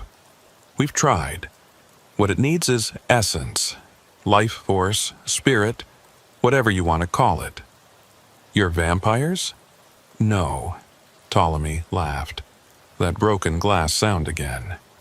"Vampires drink blood. We take something else, something harder to define. We take the part that makes people want to keep going, keep driving, keep living. We take their momentum. And once it's gone, they become like us," Cordelia said. "Hungry, empty, searching for something to fill the void. Or they become like them," Ichabod added, gesturing to the trucks. "Stuck, unable to move forward, unable to go back, caught between." "Why are you telling me this?" "Because you have a choice," Ichabod said. "You can help us, become truly part of the family, and maintain some measure of mobility. Or you can resist and end up like them. Still hungry, but unable to do anything about it. Some choice." "It's more than we had," Cordelia said bitterly. "The ones who made us, they didn't explain anything. They just took and took until we were empty, then left us to figure it out ourselves. At least we're giving you the courtesy of understanding," Ptolemy added. Thaddeus felt his phone buzz in his pocket. Impossible. There was no signal. He pulled it out. One bar flickering. A text message from a number he didn't recognize. "Get out now. They're not what they seem." The family's expressions changed instantly. Ichabod's empty smile twisted into something predatory. Cordelia's motherly demeanor evaporated like morning mist. Ptolemy's child face rippled, showing something underneath that was definitely not a child. "Who's texting you?" Ichabod demanded, reaching for the phone. Thaddeus pulled it back, but his movements were sluggish, like moving through syrup. Another text appeared. "They're feeding off your fear. The hunger isn't real. Fight it." "Give me the phone," Cordelia said, her voice no longer gentle. "No." A third text. "The trucks aren't real. The drivers aren't there. Look again." Thaddeus turned toward the trucks. For a moment they flickered, there 1 second, gone the next, then back again, like a bad signal on an old television.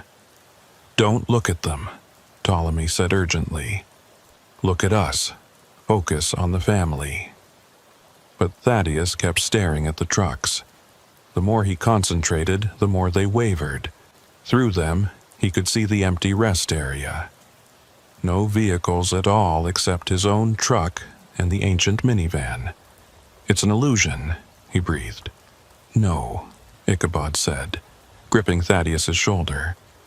His touch burned cold. "The illusion is thinking you can leave. The illusion is believing you're anything other than ours." Another text. "I'm in the trees. When I signal, run to your truck." Thaddeus scanned the tree line. There, a flash of light. Someone with a flashlight. "Who's out there?" Cordelia hissed, her head swiveling unnaturally far to scan the darkness. "Someone who knows what you are," Thaddeus said, feeling strength return to his limbs. The hunger was still there, but weaker. Manageable. "Impossible," Ichabod said. "No one remembers us. No one escapes to tell."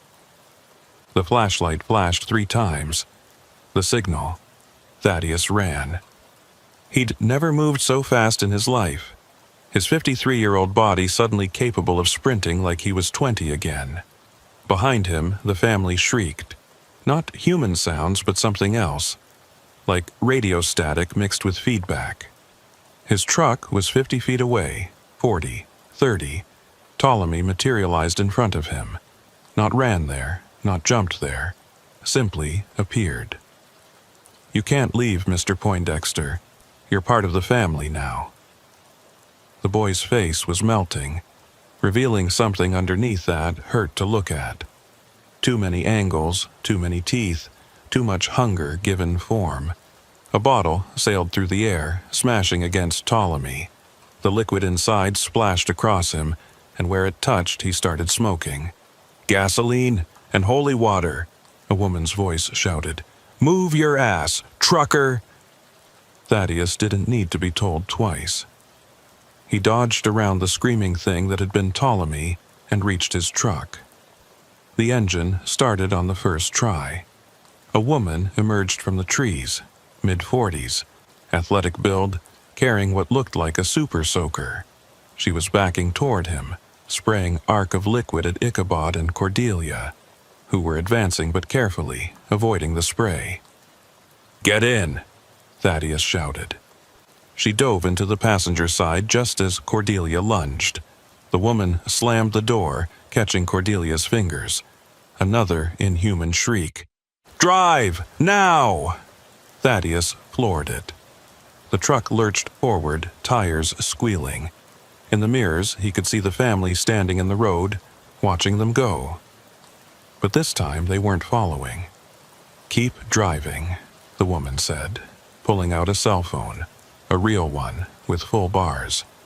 "Don't stop for at least 20 miles. Who are you?" "Dr. Sarah. I study anomalous phenomena. I've been tracking that family for 2 years. They're not human. Not anymore." She was typing rapidly on her phone. "They were once back in 1987, just like they said. The Widdershins family from Akron, Ohio, disappeared on their way to Disney World. But what got them, that was much older." "What got them?" "We don't have a name for it. It's a kind of psychic parasite that feeds on human energy. It takes families, usually. corrupts them, turns them into lures for other victims. The Widdershins had been operating from that rest area for over 30 years.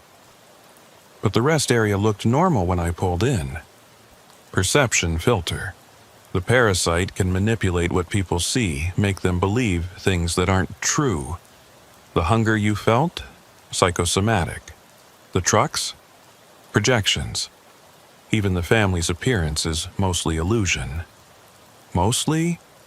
There are physical bodies, or what's left of them. The parasite keeps them animate, but they're essentially puppets.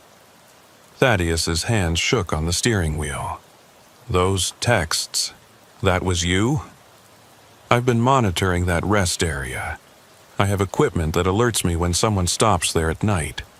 I've saved 14 truckers in the past year, but I can't save them all. Why doesn't someone shut it down, close the rest area? Dr. Sarah laughed bitterly. I've tried, filed reports, contacted authorities, but the parasite's influence extends beyond the rest area. People forget, documents disappear, even video evidence becomes corrupted. The only ones who remember are those who've encountered it directly. So it just keeps happening. Yes, unless we find a way to kill the parasite itself, not just its puppets. They drove in silence for several miles. Thaddeus kept checking his mirrors, expecting to see the family following, but the road remained empty. "Pull over at the next truck stop," Dr. Sarah said. "A real one, with lots of lights and people." 20 minutes later, they were parked at a Flying J, surrounded by other trucks, bathed in sodium lights. Normal, safe. Dr. Sarah pulled out a tablet, showing Thaddeus a map marked with red dots. These are all the locations where similar entities operate. Rest areas, abandoned gas stations, old motels, places where travelers stop, where people are vulnerable. There are more of them? Dozens that I know of, probably hundreds I don't. She zoomed in on one particular cluster. Mississippi has 7 confirmed sites. That family is just one of them. Jesus Christ. The thing is, Mr. Poindexter, you're marked now. The parasite has your scent, so to speak. It knows your psychic signature. What does that mean? It means you'll be more susceptible to others like it. You'll see them where other people don't. They'll be drawn to you. You're saying I'm cursed. I'm saying you're aware. That's both a curse and a gift. She pulled out a business card. My number. If you encounter anything else, call me, day or night. What am I supposed to do? I'm a trucker. I have to drive these roads. You learn to recognize the signs. The 2 perfect families at rest areas. The helpful strangers who appear at just the right moment. The places where your electronics stop working. The spots where time seems to move differently. And if I recognize them, you keep driving, you don't stop, and you warn others if you can. Thaddeus took the card, noting the string of credentials after her name. You're a real doctor? Psychiatrist originally, until I encountered something like that family 15 years ago. Lost my husband to them, or something like them. Been hunting them ever since. I'm sorry. Don't be. He's not dead. He's like them now, somewhere. I keep hoping I'll find him, find a way to reverse it. But so far, she shrugged. The family said the hunger never goes away. For them, no. But you're not fully turned. The connection was broken before it could complete. You'll feel echoes of it, moments of emptiness, of craving something you can't name. But it will fade.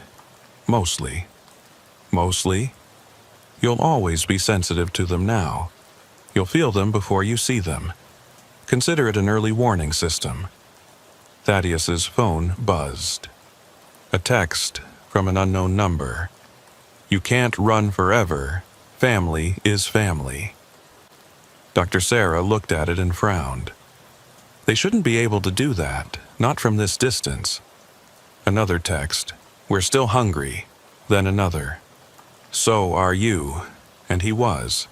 Despite everything, despite knowing it wasn't real, Thaddeus felt that gnawing emptiness returning. It's not real, Dr. Sarah said firmly. It's just an echo. Fight it. But the hunger grew stronger. Thaddeus gripped the steering wheel, his knuckles white. Something's wrong, Dr. Sarah said, looking at her equipment. They shouldn't have this much influence unless... She turned to look out the back window of the truck. Oh no. Thaddeus looked in his mirror. A minivan was parked 3 spaces behind them. Old, rusty, with its hood up. They followed us. No, they were already here, waiting. Dr. Sarah grabbed her gear. Mr. Poindexter, we need to move, now. But when Thaddeus tried to start the truck, nothing happened. The engine was dead. They're getting stronger, Dr. Sarah said. Learning. Adapting. Through the windshield, Thaddeus could see them approaching. Not just the Widdershins family, but others. A dozen figures, all moving with that same synchronized gait, all wearing those empty smiles. How many families have they turned? Thaddeus whispered. Too many, Dr. Sarah said, loading her super soaker with shaking hands. Far too many. The figures surrounded the truck. Men, women, children of all ages, all hungry, all empty, all reaching out with pale hands toward the windows. Mr. Poindexter, Ichabod's voice came from everywhere and nowhere. You can't escape family. The windows began to crack, not from impact, but from pressure, from need, from hunger. When I say run, Dr. Sarah said, we run for the store. There are people there, witnesses. They can't maintain the illusion with too many observers. What if we don't make it? Then we become like them, another family hunting in the night. The windshield spider-webbed. Ready? Thaddeus nodded, though he wasn't ready. Could never be ready for this. The windshield exploded inward. Glass erupted across the cab like deadly confetti. Thaddeus threw himself sideways, pulling Dr. Sarah with him as thousands of fragments filled the air where their heads had been. Through the destroyed windshield, pale hands reached in, dozens of them, all grasping, all desperate. Now! Dr. Sarah shouted. They burst out the passenger door together, Thaddeus's bulk bowling over 2 of the creatures that had been Cordelia and someone else. A teenage girl in a Letterman jacket from some high school he didn't recognize. They hit the ground hard, and Thaddeus felt that cold burning where their skin touched his. The Flying J was 50 yards away, its bright lights promising safety. But between them and it stood at least 20 of the things, all moving to cut them off with that horrible synchronized precision. Dr. Sarah sprayed her mixture in a wide arc, creating a gap. Move! They ran. Behind them, Thaddeus could hear pursuit. Not footsteps, but something worse. A rustling like dead leaves skittering across pavement. He didn't look back. 30 yards, 20, a child appeared directly in their path. Not Ptolemy, but another boy. Maybe 6 years old, wearing pajamas with cartoon dinosaurs. His eyes were ancient, empty, hungry. Please, the boy said. I'm so hungry. Dr. Sarah didn't hesitate. She kicked the child thing square in the chest, sending it flying. It made no sound as it hit the ground, just got back up and kept coming. 10 yards. The automatic doors of the Flying J sensed them and slid open. They dove through, Thaddeus crashing into a display of chips, Dr. Sarah rolling and coming up with her weapon ready. The fluorescent lights inside were harsh, beautiful, real. There were people, normal people. A tired cashier, 2 truckers getting coffee, a family arguing over snack choices. The thing stopped at the threshold. They couldn't cross. Not with so many witnesses. Sir, are you okay? The cashier, a young man with gauges in his ears, was staring at them with concern. Thaddeus realized how they must look, covered in glass fragments, sweating, terrified. There was an accident, Dr. Sarah said smoothly, despite her heavy breathing. Windshield exploded. Defective glass. We're fine, just shaken. Should I call the police? Already done, she lied. We just need a moment. Through the glass doors, Thaddeus could see them. Still there, still waiting. But to everyone else, they were invisible. The other customers walked past the doors without seeing the crowd of hungry dead standing just outside. They can't come in, Dr. Sarah whispered. Too many living minds. Too much reality. It breaks their illusion. So, we're safe? For now? But we can't stay here forever. Thaddeus's phone buzzed. Another text. Come outside. End this. Join the family. Then another. Everyone leaves eventually. And another. We have all the time in the world. Block the number, Dr. Sarah said. It's not a number, it just says unknown. Then turn the phone off. He did. It buzzed anyway. That's not possible, he said, staring at the dark screen now showing a message. You can't turn off hunger. Dr. Sarah pulled out her tablet, fingers flying across the screen. I'm calling in support. There's a network of us, people who've encountered these things and survived. We have protocols for situations like this. Situations like being trapped in a truck stop by hungry ghosts. More common than you'd think. One of the truckers getting coffee walked toward the door, heading out for a smoke. He couldn't see the things waiting outside. Stop him, Dr. Sarah said urgently. Thaddeus moved quickly, intercepting the man. Hey buddy, you got a light? Mine's in my truck.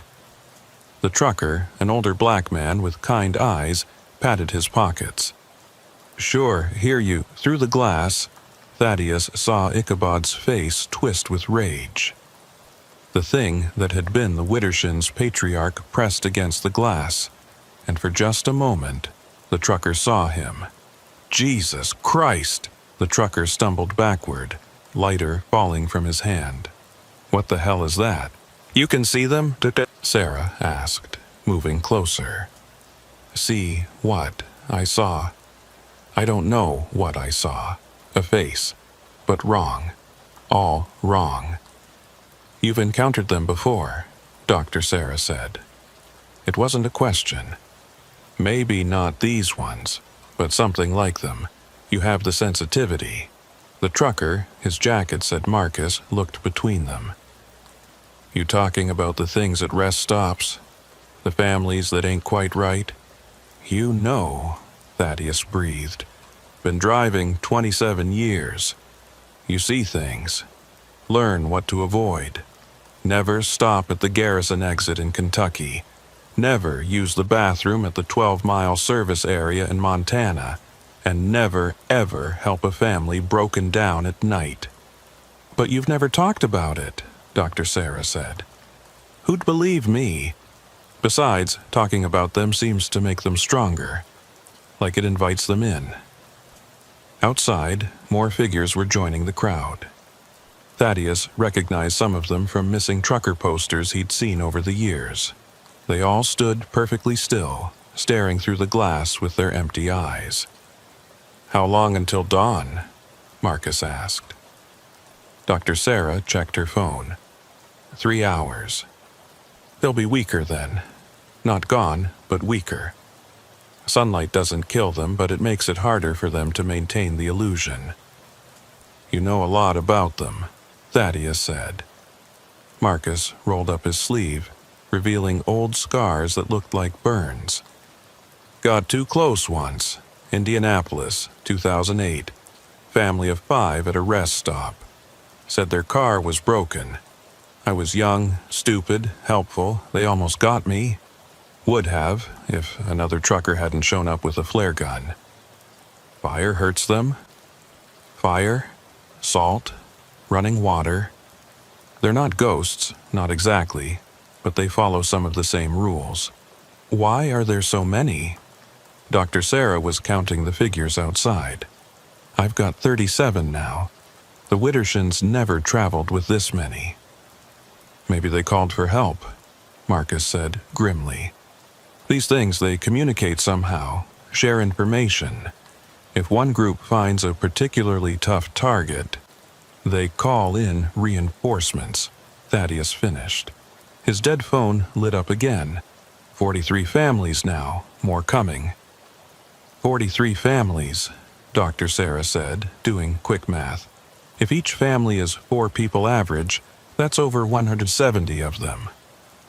They're pulling in every entity in Mississippi, Marcus said. Maybe from other states, too. The cashier was staring at them now. Y'all okay? You're acting kind of weird. Just tired, Dr. Sarah said. Long night. But the young man wasn't buying it. He walked toward the doors, squinting. Is there something out there? Don't look too hard, Marcus warned. Sometimes seeing them lets them see you. But it was too late.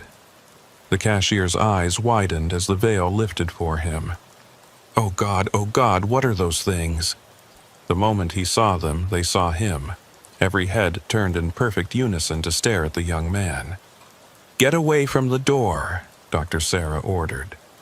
The cashier stumbled backward, but the damage was done. The things pressed closer to the glass. The automatic doors started to slide open, sensing their presence. The doors! Thaddeus lunged for the manual override, slamming his fist on the emergency stop button. The doors froze halfway open. Cold air rushed in, carrying that sweet, sick smell of decay. And with it, whispers, so hungry. Join us. Family is forever. You can't fight the emptiness. The other customers in the store were starting to notice something was wrong. The arguing family had stopped, staring at the doors. The other trucker had put down his coffee. Everyone needs to move to the back of the store, Dr. Sarah announced with authority. There's been a chemical spill outside, dangerous fumes. Most people started moving, but some hesitated. Through the half-open doors, pale hands were reaching in, testing the barrier. Marcus grabbed a bag of road salt from a display. This might help. He tore it open and poured a line across the doorway. Where the salt touched the reaching hands, they recoiled with hisses of pain. We need more, Dr. Sarah said. All of it. They grabbed every bag of salt in the store. Road salt, table salt, sea salt from the gourmet section. They created a barrier 3 feet deep across the entrance. The things outside moaned in frustration. Thaddeus's phone buzzed again. This time it was a call. The screen showed a picture, the Widdershins' family, but from when they were alive. A normal family photo, probably from that vacation they never completed. Against his better judgment, he answered. Mr. Poindexter. It was Ichabod's voice, but different. Sadder, more human. Please, we just want to go home. You are home. That rest area is your home. No, home is Akron. Home is our little house on Maple Street. Home is where Ptolemy's toys are, where Cordelia's garden grows, where our lives were. Your lives ended in 1987. Did they, or did they just change? We're still here. Still together, still a family. You're parasites. You feed on others. We feed because we must, because the hunger demands it. But if we could fill it, truly fill it, maybe we could rest. Maybe we could finally take that vacation. What do you want from me? You're strong, Mr. Poindexter, stronger than most. You could feed us for a long time, long enough, perhaps, to break the cycle. You want me to sacrifice myself? We want you to join us willingly. It's different when someone chooses it. The hunger is satisfied differently. Dr. Sarah grabbed the phone. He's not interested." She hung up. Immediately, all the phones in the store started ringing. The cashier's cell, the store phone, even the pay phone that probably hadn't worked in years.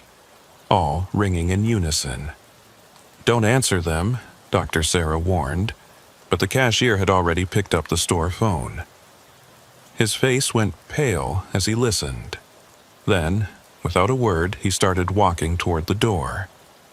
"Stop him," Marcus shouted. Thaddeus tackled the young man just before he reached the salt barrier.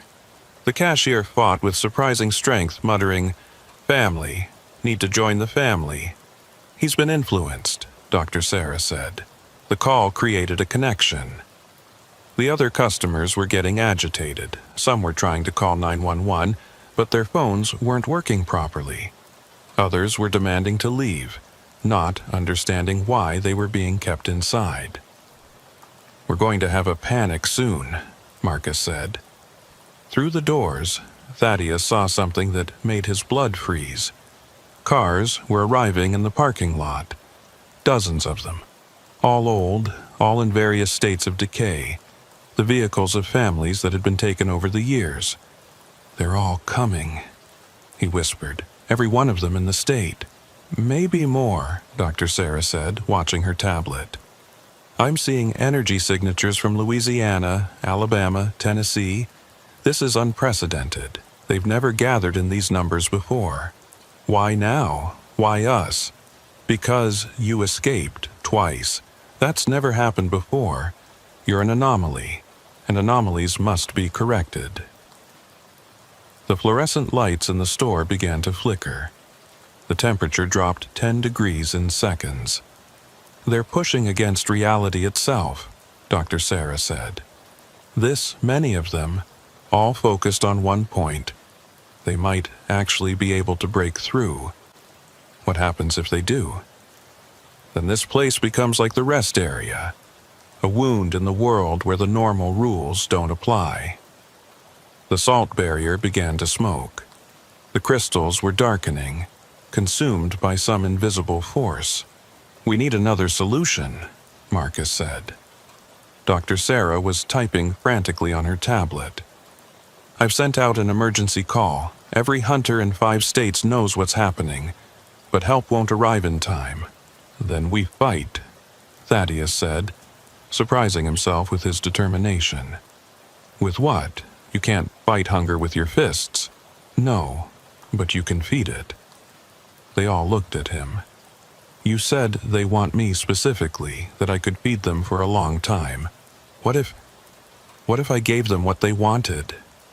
"That's suicide," Dr. Sarah said flatly. "Is it? Or is it the only way to save everyone else in this store? There has to be another way." But even as she said it, the salt barrier crumbled entirely. The doors slid fully open. The things poured in. The store erupted in chaos. Customers screamed as they finally saw what had been hidden.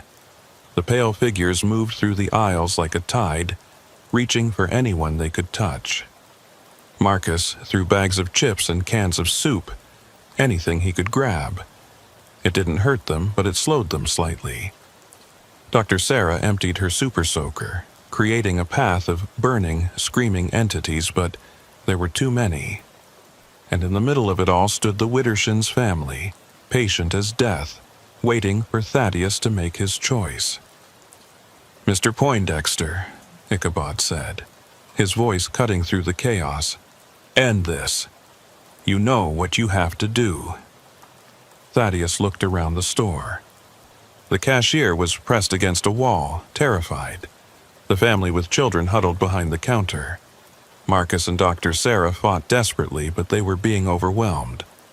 All these people would die, or worse, because of him. Because he'd stopped at the wrong rest area. Because he'd escaped what should have claimed him.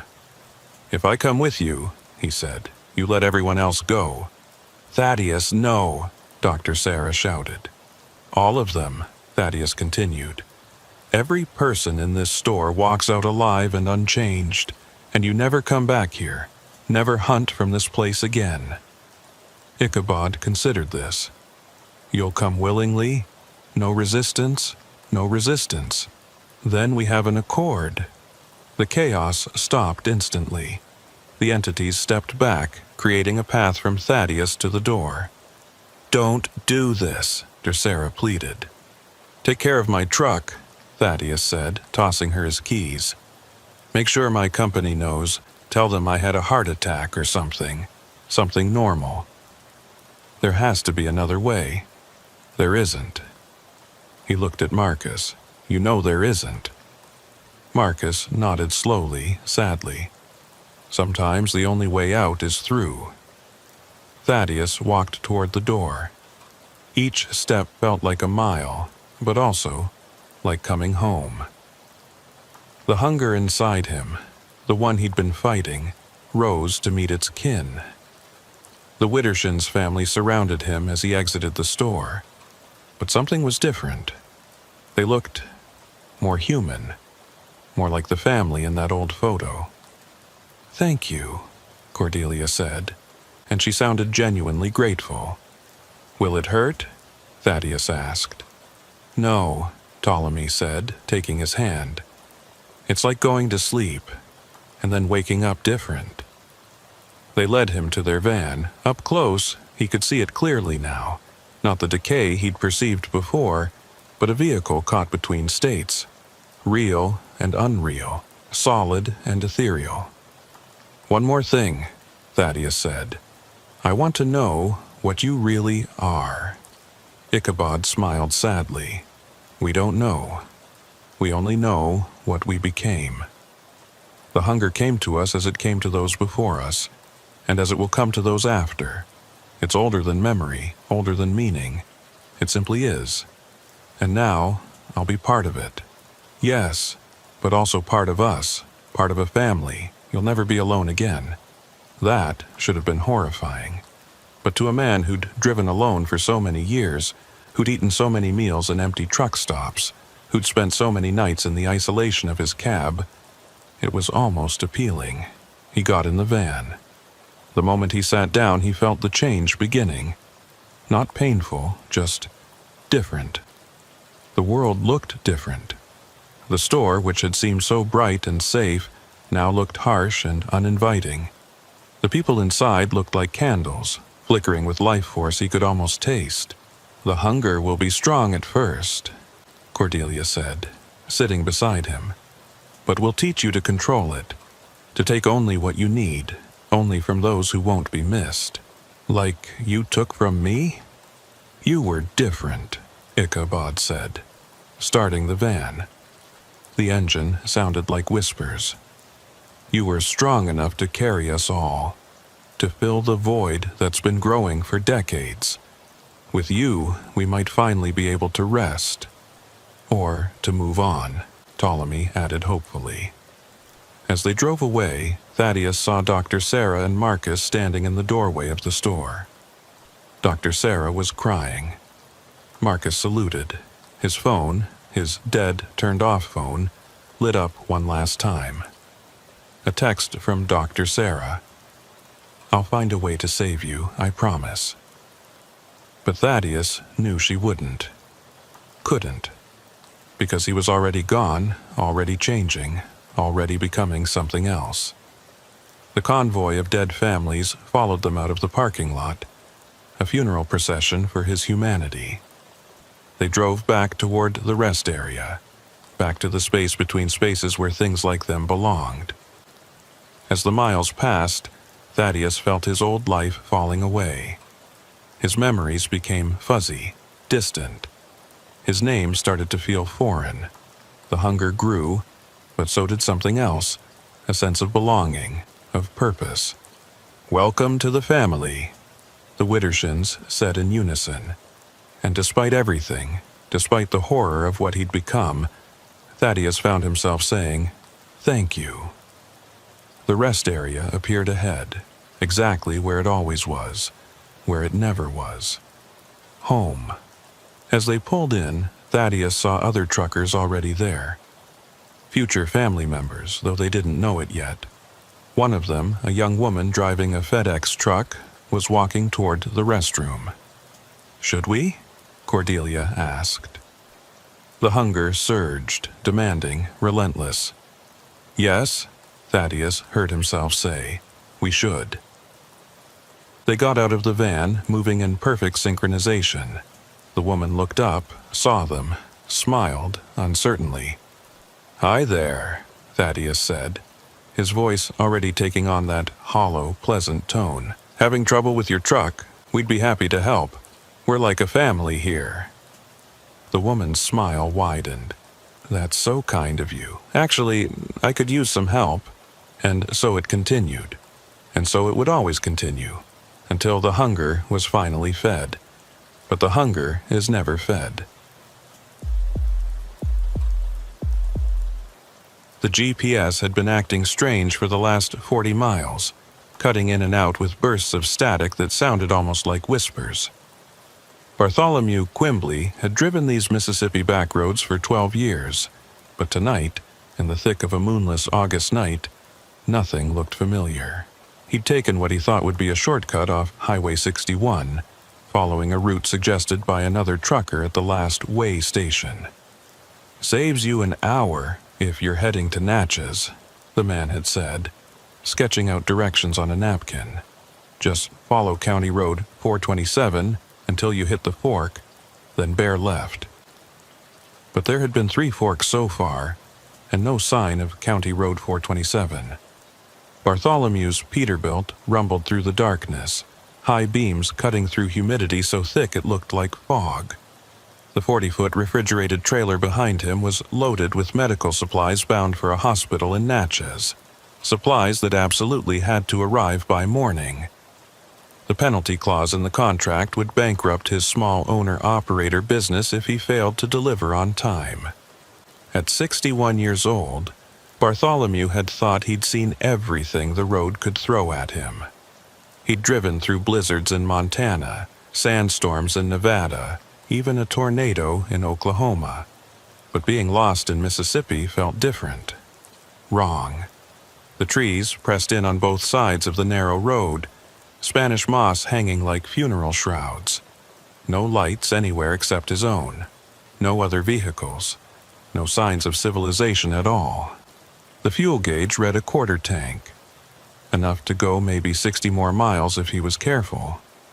The problem was, he had no idea if he was 60 miles from anywhere or 600.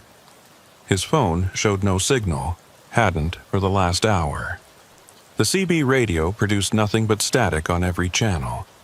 Even the satellite radio had gone quiet, leaving him alone with the rumble of the engine and his increasingly anxious thoughts. A shape appeared in the road ahead. Bartholomew hit the brakes, the trailer's weight pushing against the cab as he brought the rig to a stop. A tree had fallen across the road, a massive oak that must have been growing for centuries. There was no way around it. The ditches on either side were too deep for his truck to navigate. Damn it all to hell, Bartholomew muttered, setting the parking brake. He'd have to back up, find somewhere to turn around. But as he put the truck in reverse, his backup lights illuminated something that made his blood run cold. Another tree had fallen across the road behind him. He was certain it hadn't been there when he'd passed. He would have seen it, would have felt the truck drive over even a branch. He was trapped. Bartholomew sat in his cab for a moment, considering his options. He could wait until morning, hope someone came along. But the medical supplies needed refrigeration, and his trailer's cooling unit would drain the battery if he let it run all night without the engine going. He could try to move one of the trees, but even the smaller one probably weighed several tons. Then he saw the light. Off through the trees to his right, maybe 100 yards into the forest, a warm yellow glow like lamplight. A house? Way out here? He grabbed his flashlight and his phone, locked the truck, and started walking toward the light. The ground was soft, spongy with decades of decomposed leaves. The air smelled of rot and stagnant water.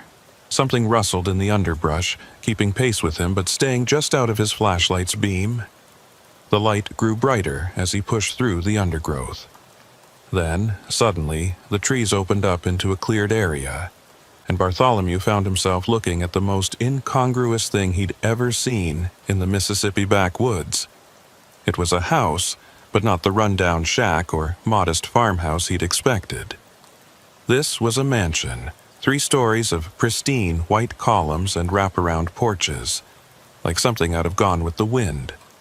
Every window blazed with light, and he could hear music, old-timey jazz, drifting from inside. A couple sat on the front porch in rocking chairs, despite the late hour. The man stood as Bartholomew approached, and even in the dim porch light, Bartholomew could see he was dressed like someone from another era. Suspenders, bow tie, hair slicked back with pomade.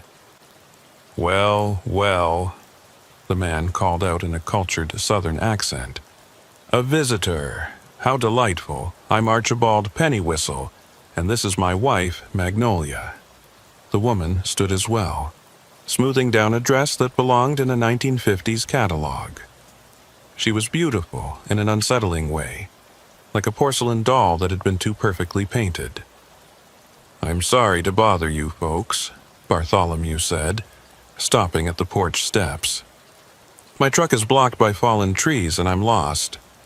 I was wondering if I could use your phone." Archibald and Magnolia exchanged a look that Bartholomew couldn't quite read. "Oh, I'm afraid we don't have a telephone," Archibald said. "We prefer to live simply out here, away from all that modern nonsense." "No phone?" Bartholomew looked at the house again. Electric lights blazed in every room. He could hear the jazz coming from what sounded like a record player, but a very high-quality one. "Maybe you could tell me where I am, then?" Bartholomew asked. "I was trying to find County Road 427. 427? Magnolia laughed, a tinkling sound like breaking china. "My dear man, there hasn't been a County Road 427 in these parts for 30 years. They rerouted everything when they built the new highway." 30 years? But the trucker at the way station had just— "You look tired," Archibald said, descending the porch steps. Up close, Bartholomew could see the man's skin had an odd quality to it, too smooth, like wax. "Why don't you come in, have some refreshment? We so rarely have visitors. I really should get back to my truck." "Nonsense. Those trees aren't going anywhere, and neither is your truck. Come, let us offer you some proper Southern hospitality."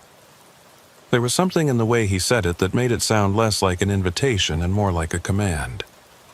Magnolia had moved to the front door, holding it open, and the warm light spilling out did look inviting. Bartholomew was tired. He was lost. And these people, odd as they seemed, were his only hope of finding his way out. "Just for a few minutes," he said. The inside of the house was even more anachronistic than the outside. Every piece of furniture looked like it had been frozen in time circa 1952. The jazz music came from a pristine phonograph in the corner of what they called the parlor. The walls were covered in family photographs, all in black and white or sepia tones. "Please, sit," Magnolia said, gesturing to a velvet settee. "I'll fetch some lemonade." She glided out of the room, and glided was the right word. Her feet didn't seem to quite touch the floor. Archibald settled into an armchair across from Bartholomew, crossing one leg over the other with mechanical precision. "So, Mr. Quimbley, Bartholomew Quimbley. Mr. Quimbley, what brings you to our little corner of Mississippi?" "I'm a trucker, hauling medical supplies to Natchez." "A trucker? How fascinating. Tell me, what year is it in your profession now?" "What year? What kind of question was that?" "It's 2024, Bartholomew said slowly. Archibald's eyebrows raised slightly. "Is it now? My, how time does fly." Magnolia returned with a tray bearing a pitcher of lemonade and 3 glasses. The lemonade was the wrong color, too dark, almost brown. She poured 3 glasses with careful precision, handed one to Bartholomew. He took a polite sip and immediately wished he hadn't. It tasted like lemons that had gone bad years ago, sweet and rotten at the same time. He set the glass down carefully on a doily-covered side table. "You have a beautiful home," he said, trying to change the subject.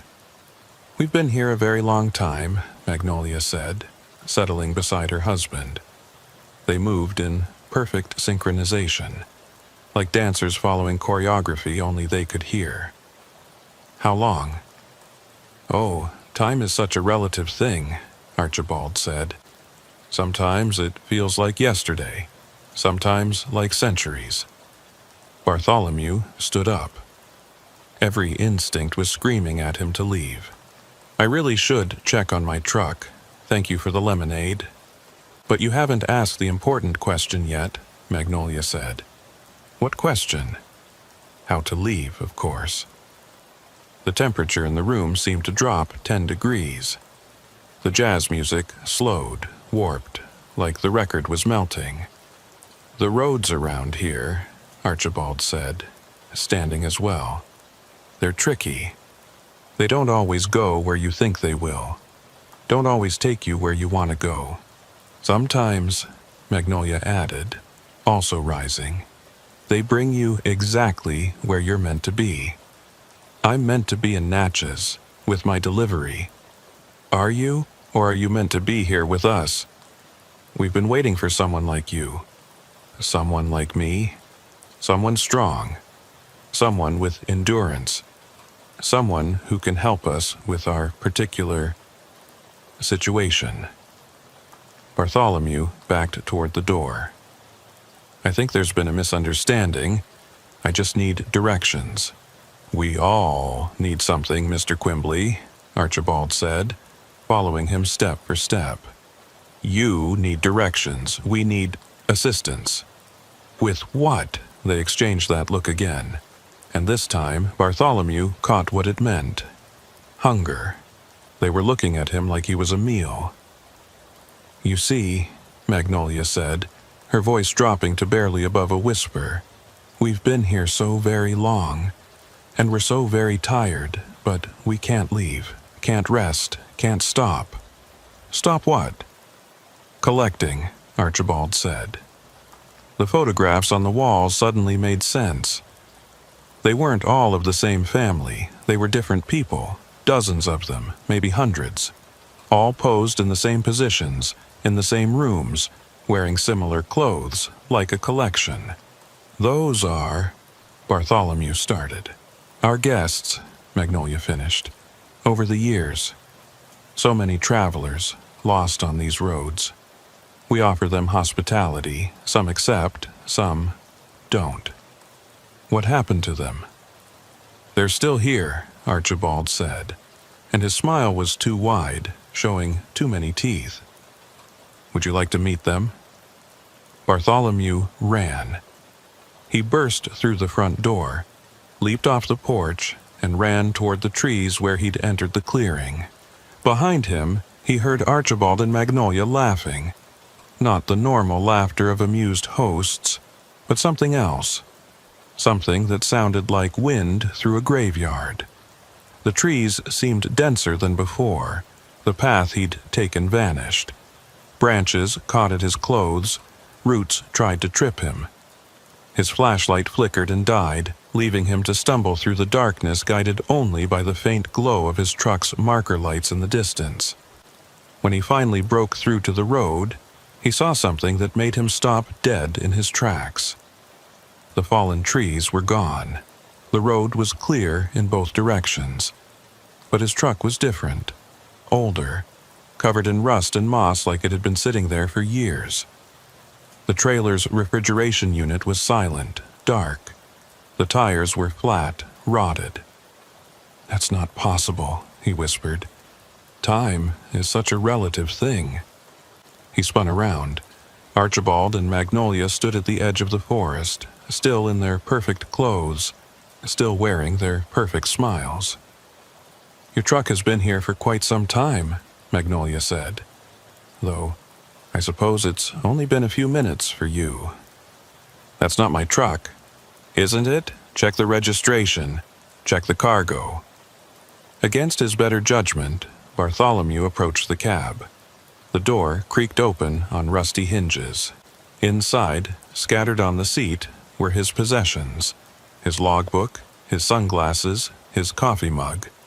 But they were aged, faded, covered in dust. The logbook's last entry was dated August 15th, 2024. Today's date? No, today's date was August 15th, 2024. "How long?" he asked, not turning around. 3 years, Archibald said. "You've been our guest for 3 years." "That's impossible. I just got here." "You just got here. You've been here for 3 years. Both are true. Time doesn't work quite right around our house." Bartholomew's phone, dead for so long, suddenly lit up. Dozens of messages flooded in. Missed calls, texts, voicemails, all dated over the course of 3 years. His company wondering where he was. His sister filing a missing person report. His ex-wife calling to say she was sorry about their last fight. "Please come home. This is a trick." "The only trick," Magnolia said, moving closer, "is thinking time moves the same for everyone. You entered our house. You drank our lemonade. You became part of our collection, even if just for a moment." "Then let me go." "Oh, we will," Archibald said. "We always let our guests go, eventually, after they've helped us." "Helped you with what?" "Finding more guests, of course. You see, Mr. Quimbley, the house needs people. It feeds on their time, their stories, their essence, and in exchange, it keeps us young, beautiful, eternal." "You're parasites." Such an ugly word. We prefer to think of ourselves as curators. We preserve moments, preserve people, preserve stories. In photographs, among other things. Bartholomew noticed movement in the trees. Shapes, people. They emerged slowly. Dozens of them, all dressed in clothes from different eras. A man in a Union Army uniform. A woman in a 1920s flapper dress. A teenager in a Letterman jacket from the 1960s. More recent ones, too. A businessman in a 2000s suit. A young woman in modern jogging gear. They all moved wrong, like marionettes with half their strings cut. "Our collection," Magnolia said proudly. "Gathered over 150 years. "You're over 150 years old?" "Oh, much older than that. The house has been here since before the Civil War. We were its first residents. And now you want me to join them." "Not just join," Archibald said. "Help us expand. You see, the roads are changing. Fewer people get lost now, with their GPS and smartphones. We need someone who knows the modern roads, who can guide travelers to us." "I won't." "Won't you?" Magnolia touched his arm, and where her fingers made contact, Bartholomew felt his skin age, wrinkle, then return to normal. "You've already lost 3 years. Your life outside is gone, your job, your relationships, everything you knew. What do you have to go back to?" She was right. Even if this was some kind of trick, even if only minutes had passed, who would believe him? He'd been missing for 3 years. His CDL would be expired. His truck was destroyed. His company had probably declared him dead. "I see you understand," Archibald said. "So here's our offer. Help us for, let's say, 10 years. Bring us travelers. Help maintain the collection. And then we'll let you go, with your youth restored and enough money to start over anywhere you want. 10 years? Which will pass like 10 minutes for you if you choose. Or like 10 actual years. Time is negotiable here. And if I refuse?" They looked at the collected people around them. The Union soldier's mouth opened and closed, no sound coming out. The flapper woman reached toward Bartholomew with desperate, grasping fingers. "Then you join them," Magnolia said simply. "Another photograph on our wall, another story in our collection, forever." Bartholomew looked at the assembled collection of lost souls, their eyes pleading, their mouths forming silent words.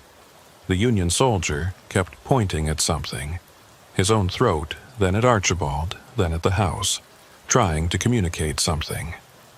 "What's he trying to say?" Bartholomew asked. "Oh, don't mind him," Archibald said dismissively. "Colonel Matthias has been trying to warn people for over a century. Never succeeds, can't, part of the arrangement." "Arrangement?" "The house has rules," Magnolia explained.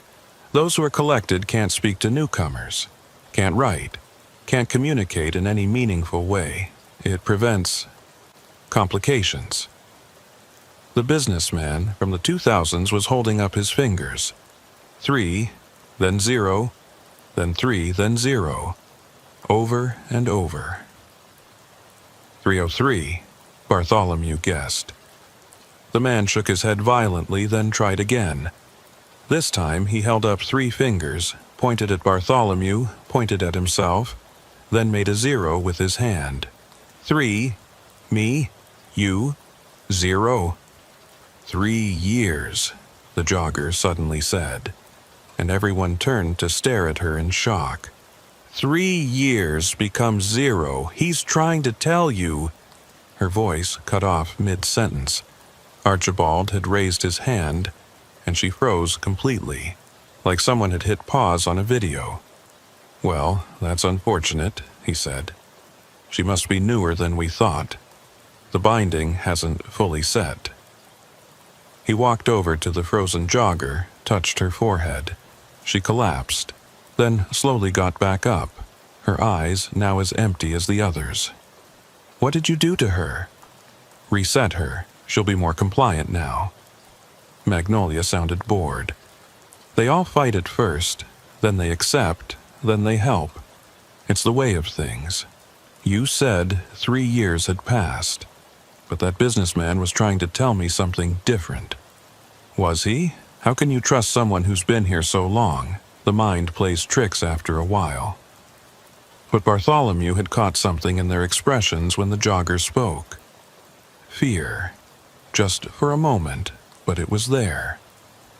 "You're lying about something." "Everyone lies, Mr. Quimbley. The question is whether the lie serves a purpose." Bartholomew's phone buzzed again. A new message, except it wasn't new. It was dated 3 minutes ago, August 15th, 2024, 3:47 a.m. "Where are you? Dispatch is freaking out. Your GPS went dark. Marcus, his dispatcher. 3 minutes ago, not 3 years. "Interesting," Archibald said, reading over his shoulder. "It seems the house can't quite decide what timeline you belong to. Because I haven't agreed to anything. Precisely. You're in flux. Schrodinger's trucker, you might say. Both here and not here, both then and now. Then I can still leave." "Can you?" Magnolia gestured to his truck. It flickered, alternating between rusted hulk and functional vehicle. "Which version would you drive? The one that's been rotting for 3 years, or the one that doesn't exist yet?" This was giving Bartholomew a headache. None of this makes sense. It doesn't have to make sense, it just has to be. Archibald walked back toward the house. "Come, let us show you something that might clarify matters." Bartholomew didn't want to go back into that house, but the collected people parted to form a path, gently herding him forward. He could run, but where? The roads might not even be real. The house looked different this time. Older, the white paint was peeling. The columns showed cracks. Inside, the pristine 1950s furniture was interspersed with items from other eras: a Victorian fainting couch, a medieval tapestry, a flat-screen TV that looked brand new. The house exists in all times simultaneously, Magnolia explained.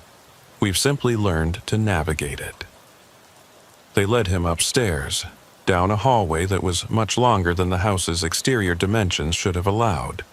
Doors lined both sides, each marked with a year. 1863, 1919, 1955, 1987, 2001, 2020. Each room is a moment, Archibald said. A captured piece of time when someone joined our collection. He opened the door, marked 2021. Inside, Bartholomew could see the jogger. Not the empty-eyed puppet from outside, but the real her, frozen mid-scream as she realized what was happening. The room around her was a perfect snapshot of the moment. Leaves falling outside the window suspended in mid-air. A bird frozen mid-flight. She's still in there, Bartholomew said. Still aware. Of course. That's what makes it valuable. The fear, the realization, the moment of transition. The house feeds on that. You're torturing them. We're preserving them, Magnolia corrected. Without us, without the house, they would have died on these roads, crashed their cars, had heart attacks, been murdered by actual criminals. We saved them. By trapping them forever? Forever is such a limiting concept. Archibald opened another door, 1971. A young man in bell-bottoms stood frozen, reaching for a door handle that would never turn. This gentleman, for instance, he experiences that single second over and over, forever. But to him, it's always the first time. He doesn't know he's trapped. The suffering you imagine doesn't exist. But the ones outside do know. Those are echoes, shadows. The real them are here, safe, preserved. And you want me to help you add more. The house must feed, Mr. Quimbley. If it doesn't, it collapses. And when it collapses, all these moments collapse with it. All these people die, truly die, all at once. They showed him more rooms. So many rooms. Men, women, children even. All frozen, all preserved. All fuel for whatever the house was. What is this place? Bartholomew asked. Really? Not the lies, not the metaphors. What is it? Archibald and Magnolia exchanged looks. We don't know, Magnolia admitted. We found it, or it found us, in 1847. We were newlyweds, heading west, when our wagon broke down. The house was here, empty, waiting. We went inside for shelter. And we never left, Archibald continued. Couldn't leave. The house wouldn't let us. But it offered us a deal. Feed it and live forever. Refuse and become like them. So you chose to become monsters. We chose to survive. Anyone would. I wouldn't. Wouldn't you? Magnolia opened a door at the end of the hall. Unlike the others, it had no year marked on it. Look, inside was Bartholomew, or a version of him. Older, grayer, sitting in a rocking chair on a porch that looked exactly like the one downstairs. He was smiling, watching as another lost traveler approached the house. That's one possible future, Archibald said. You, having accepted our offer, having lived here for 20 years, helping us, happy in your way. That's not me. Not yet. Magnolia opened another unmarked door. This one showed Bartholomew frozen like the others, caught in a moment of pure terror. And that's another possibility. You having refused, preserved forever in that single instant of realization. You're showing me these to scare me into agreeing. We're showing you these because they already exist. The house experiences all time simultaneously, remember? Every possible outcome has already happened. We're just waiting to see which one you'll choose. Bartholomew's phone rang. An impossible call, given there was no signal. He answered it. "Bartholomew." It was his own voice, old and tired. "Listen to me. Don't trust them, but don't refuse them either. There's a third option." "Who is this?" "You." "From a timeline where I figured it out. The house has rules. It can only take what's freely given or forcibly refused. But if you neither accept nor reject..." The call cut off. Archibald was staring at the phone with genuine surprise. That shouldn't be possible. Seems like a lot of impossible things are happening tonight. "The house is confused by you," Magnolia said, and for the first time she sounded worried. "You're not reacting as the others did. Maybe because I'm different. Or maybe," said a new voice, "because he's not alone." They all turned. A woman stood in the hallway, though she hadn't been there a moment before. Middle-aged, wearing modern clothes, carrying what looked like a modified CB radio. "Impossible," Archibald said. "No one can enter the house without invitation." "I didn't enter," the woman said. "I've been here all along. Room 1987. She looked at Bartholomew. "Dr. Rebecca Morrison, parapsychologist. I've been studying this place from the inside for 37 years, or 3 minutes times funny here. You're one of the collected?" "Was, until about 5 minutes ago when your presence disrupted things. You're causing temporal fluctuations. The house can't figure out when you are, so it's losing its grip on all of us." "That's not possible," Magnolia insisted, but her perfect composure was cracking. "The house's power is absolute." "The house's power is based on consistency," Dr. Morrison corrected. "Every person it takes follows the same pattern. Arrival, invitation, choice, collection. But you," she pointed at Bartholomew, "you're breaking the pattern. Your truck is simultaneously here and not here. Your timeline is simultaneously now and 3 years from now. You're a paradox, and paradoxes give the house indigestion." The house shuddered. Not like an earthquake, but like reality itself hiccuped. For a moment, Bartholomew saw through the walls, saw all the rooms at once, all the trapped souls, all the possible futures and pasts bleeding together. "Stop it," Archibald commanded. "You're destroying everything." "Good," Dr. Morrison said. She turned a dial on her device and static filled the air, but not random static. It had a pattern, a frequency. "This is a temporal disruption signal. I've been building it piece by piece every time the house let me have a moment of awareness. It's designed to amplify paradoxes." The hallway stretched and compressed. Doors opened and slammed shut. The collected souls from outside began appearing in the hallway, their eyes gradually becoming less empty. "If the house collapses, everyone dies," Magnolia screamed, "including you." "Maybe," Dr. Morrison said. "Or maybe we all go free. Only one way to find out." She cranked the dial higher. The static became a shriek. The house's lights flickered between gas lamps, candles, electric bulbs, and LED strips. Time was coming apart at the seams. "Choose!" Archibald grabbed Bartholomew. "Accept or refuse. Either one. Just choose and end this." But Bartholomew remembered the phone call, his own voice telling him there was a third option. "I choose neither," he said. The house went silent. Completely, utterly silent. Even the static stopped. "What?" Magnolia whispered. "I don't accept your offer, but I don't refuse it either. I simply decline to choose. You have to choose. Those are the rules. Your rules, the house's rules. But I'm not playing by them." The house shuddered again, more violently.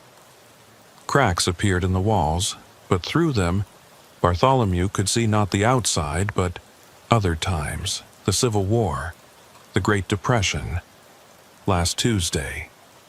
"You're breaking it," Archibald said, and for the first time he sounded afraid. "No," Dr. Morrison said. "He's freeing it. The house isn't evil, it's trapped too, forced to play this same game over and over. Feed or die. Collect or collapse." But what if there's another option?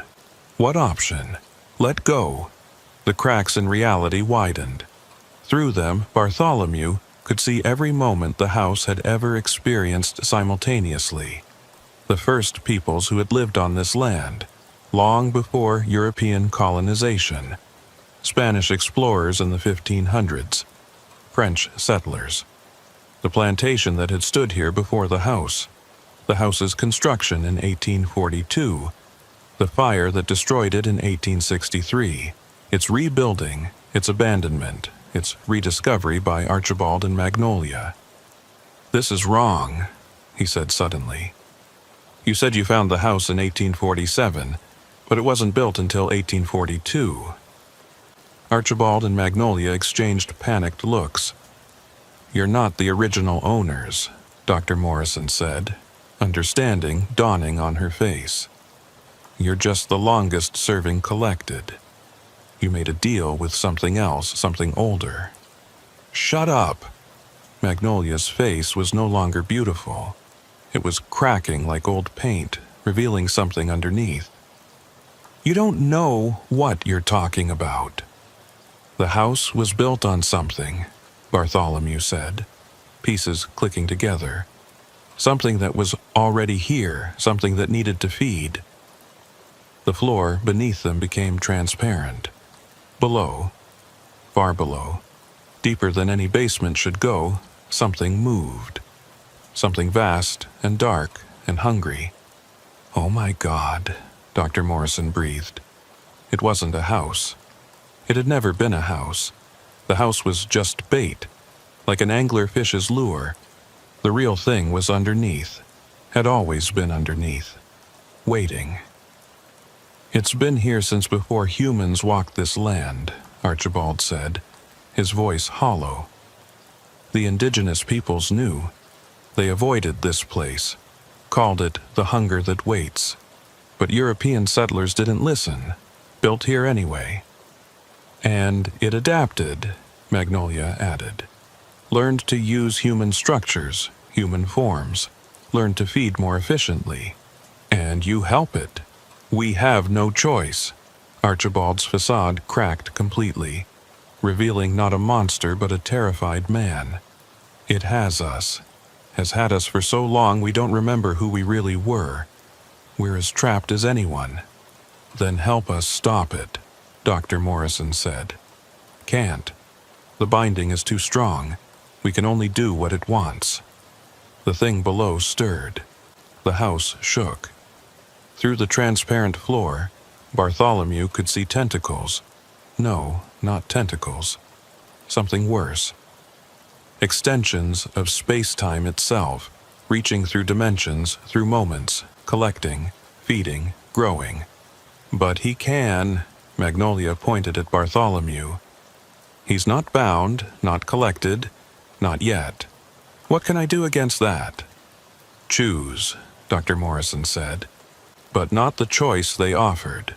Choose something else entirely." "Like what?" "The house, the thing.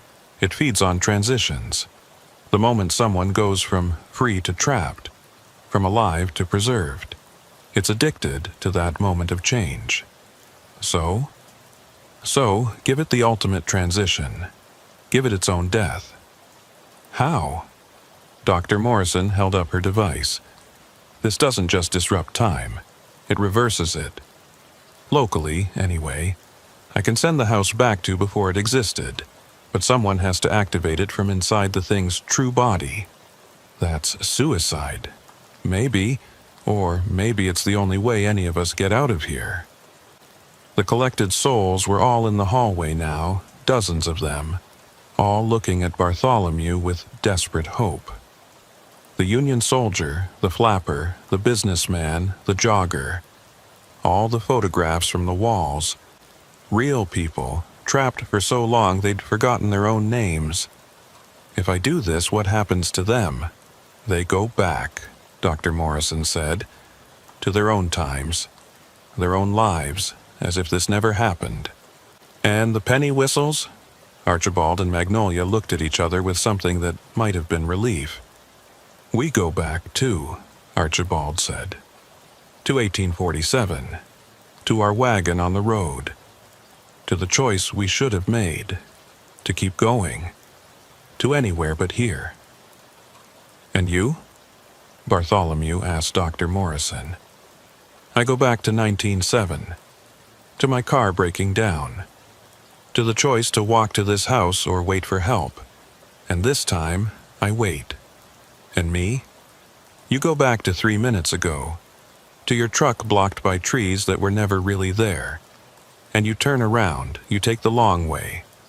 You deliver your medical supplies a few hours late and pay the penalty. But you live. That's it? That's the plan? Press a button and hope we all get a do-over? Unless you have a better idea. The thing below roared, not with sound but with pure hunger. The house began to collapse and rebuild itself simultaneously, existing in all states at once. Choose, Archibald and Magnolia said in unison, but Bartholomew could tell it wasn't them speaking. It was the thing using their voices. Choose now or be consumed. I choose, Bartholomew said, taking the device from Dr. Morrison, to end this. He ran, not away from the thing but toward it, down stairs that shouldn't exist, through doors that opened onto nothing, deeper and deeper into the house's impossible geometry. Behind him, he could hear the others following, not to stop him, but to help. The Union soldier tackled a manifestation that tried to block the path. The jogger kicked open a door that had no handle. The businessman shouted directions to rooms he'd been trapped in for 2 decades of seconds. The basement wasn't a basement, it was a throat. The thing's true mouth disguised as architecture. The walls were wet, pulsing, alive. The air tasted of copper and rotted time. At the center was something that hurt to perceive. Not because it was horrible, though it was, but because it existed in too many dimensions at once. Bartholomew's brain kept trying to process it and failing, showing him fragments. Teeth that were doorways, eyes that were windows, a heart that was every clock that had ever ticked in the house. Here, Dr. Morrison shouted, pointing to what might have been the thing's core. Or one of them. Put the device there and activate it. Bartholomew fought his way forward. The thing's defenses were more conceptual than physical. Suddenly, he was 5 years old, lost in a shopping mall. Then he was 17, watching his father die. Then he was 30, signing divorce papers. Every moment of loss and fear and transition in his life weaponized against him. But he kept moving. Because behind him were people who had endured worse for longer. The colonel had been trapped since 1863, the flapper since 1923. They had suffered decades, centuries. He could handle a few more minutes. He reached the core, placed the device. His finger hovered over the activation button. Wait. Magnolia's voice, but really Magnolia this time, not the thing. If you do this, if you reverse it all, we won't remember. None of us will. We'll be saved, but we won't know we were saved. Is that bad? Those who don't remember history are doomed to repeat it. Someone else will build here. Someone else will feed it. She was right. If they all forgot, if this was erased, the thing would just wait for the next victims.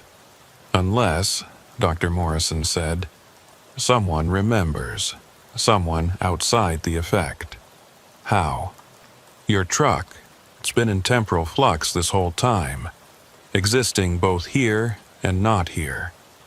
If you activate the device from inside your truck's cab, you might remain partially outside the effect, you might remember. Might? Or you might be torn between timelines and cease to exist. I don't know. The thing roared again. The house was coming apart faster now. Walls became ceilings, became floors, became nothing. "Do it!" Archibald shouted. "Whatever you're going to do it now!" Bartholomew ran again, up from the basement throat, through the dissolving house out to his truck. It was solid now, real, his anchor to the present. He climbed in, still holding the device. Through the windshield he could see everyone. All the collected souls standing in a circle around the truck, holding hands, protecting him, buying him time. He looked at the device, such a small thing to end such a vast horror. He pressed the button. Reality screamed. Then, Bartholomew jerked awake in his truck's cab. The engine was running. The dashboard clock read 3:44 a.m., August 15th, 2024. Through the windshield he could see the road ahead, clear and empty. No fallen trees, no obstacle at all. His phone buzzed. "Where are you?" Marcus texted. "GPS shows you stopped." Bartholomew looked around. He was on a small pull-off on a back road. Why had he stopped? He couldn't remember. Something about trees? A house? He shook his head, trying to clear the fog. He'd been driving for too long, that was all. Microsleep, dangerous. He pulled back onto the road, checking his GPS. He was only 40 miles from Natchez. He'd make his delivery on time after all. As he drove, he noticed something in his cup holder. A piece of paper, folded and worn. He didn't remember putting it there. At the next red light, he unfolded it. It was a note in his own handwriting. "The Penny Whistle house is real. County Road 427 doesn't exist. If you see the lights through the trees, don't stop. The thing below is still hungry, still waiting. Remember, someone has to remember." Below that, in different handwriting, "Thank you. Archibald and Magnolia. Penny Whistle, 1847. And below that, in yet another hand, "The device is under your seat, just in case. Dr. Rebecca Morrison, 1987. Bartholomew reached under his seat. His fingers found something metal, covered in dials and switches he didn't understand. He pulled over again, his hands shaking. Memories flooded back and not all of them, but enough. The house, the thing, the collected souls, the choice he'd made. He looked back at the road he'd just driven. In his mirrors he could see lights through the trees. Warm, inviting lights from a house that shouldn't exist. As he watched, a car slowed down. Its driver probably lost, probably tired, probably thinking how nice it would be to ask for directions. Bartholomew grabbed his CB radio, tuning to channel 19. "Breaker, breaker, this is Quimbley. Anyone southbound on the old highway near mile marker 47, do not, repeat, do not, stop at the house with the lights. Take the long way around." 10-4, Quimbley, came a voice. "Appreciate the heads up. Weird thing to warn about, though. You have no idea." The car on the road sped up, past the hidden turnoff to the house. Safe for now. Bartholomew put the device back under his seat and continued driving. He had medical supplies to deliver. But now he had another job too. Watching. Warning. Remembering. Because the thing below was still there, still hungry. The house was still there, waiting for the next lost traveler. The penny whistles, in some timeline, were still trapped, still collecting. But now someone knew. Someone remembered. And as long as Bartholomew kept driving these roads, kept warning others, maybe that would be enough. His phone rang. Unknown number. "Mr. Quimbley." The voice was old, refined, familiar. "This is Archibald Pennywhistle, the real one, I mean. from 1847. That's impossible. The timeline was reversed. For most. But you created a paradox, remember? Some echoes remain. We're one of them. Magnolia and I, we're free, but we remember. We remember everything. Where are you? Oregon Territory. We made it west after all. Started a new life. Had children. Grew old. Died. But part of us remembers. Will always remember. Why are you calling? To warn you. The thing below, it remembers too. It knows what you did, and it's angry. What can it do? It's trapped in that house. For now. But it's learning. Adapting. Finding new ways to feed. There are other houses, Mr. Quimbley. Other places where reality is thin. It's spreading. How do I stop it? You don't, you can't. But you can warn others. You can teach them to recognize the signs.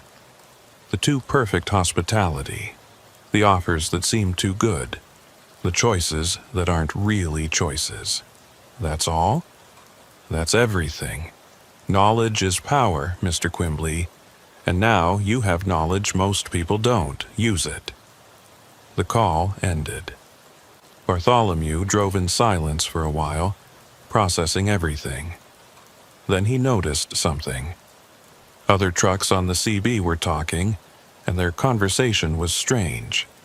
Yeah, pulled into this rest stop near Biloxi. Family there, acting real friendly. Too friendly, you know. 10-4. Same thing happened to me in Arkansas. Couple with a broken-down van. Something felt off. Brothers, if it feels wrong, it probably is. Keep rolling. They knew. Maybe not the details, maybe not the whole truth, but truckers were talking, warning each other. The network of knowledge was spreading. Bartholomew smiled grimly. The thing below might be ancient, might be vast, might be hungry. But humanity's greatest weapon had always been communication. Stories. Warnings passed from driver to driver, generation to generation. He reached for his CB again. This is Quimbley with a public service announcement. Going to tell y'all a story about a house that shouldn't exist, and the thing that lives beneath it. Some of you might think I'm crazy. That's fine. But if even one of you remembers this story when you see those lights through the trees, if even one of you keeps driving instead of stopping, then it's worth it.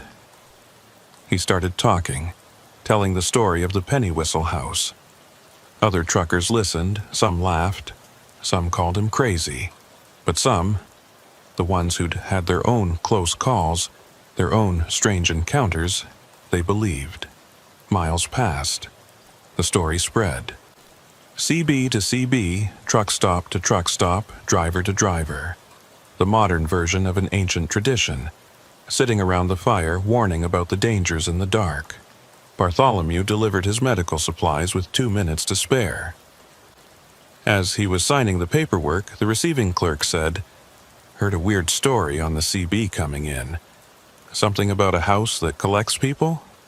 "Just trucker talk," Bartholomew said. "You know how it is.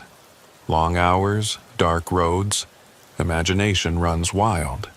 "Yeah, but still, makes you think. My cousin disappeared on these roads a few years back. They found his truck, but never him." "Where?"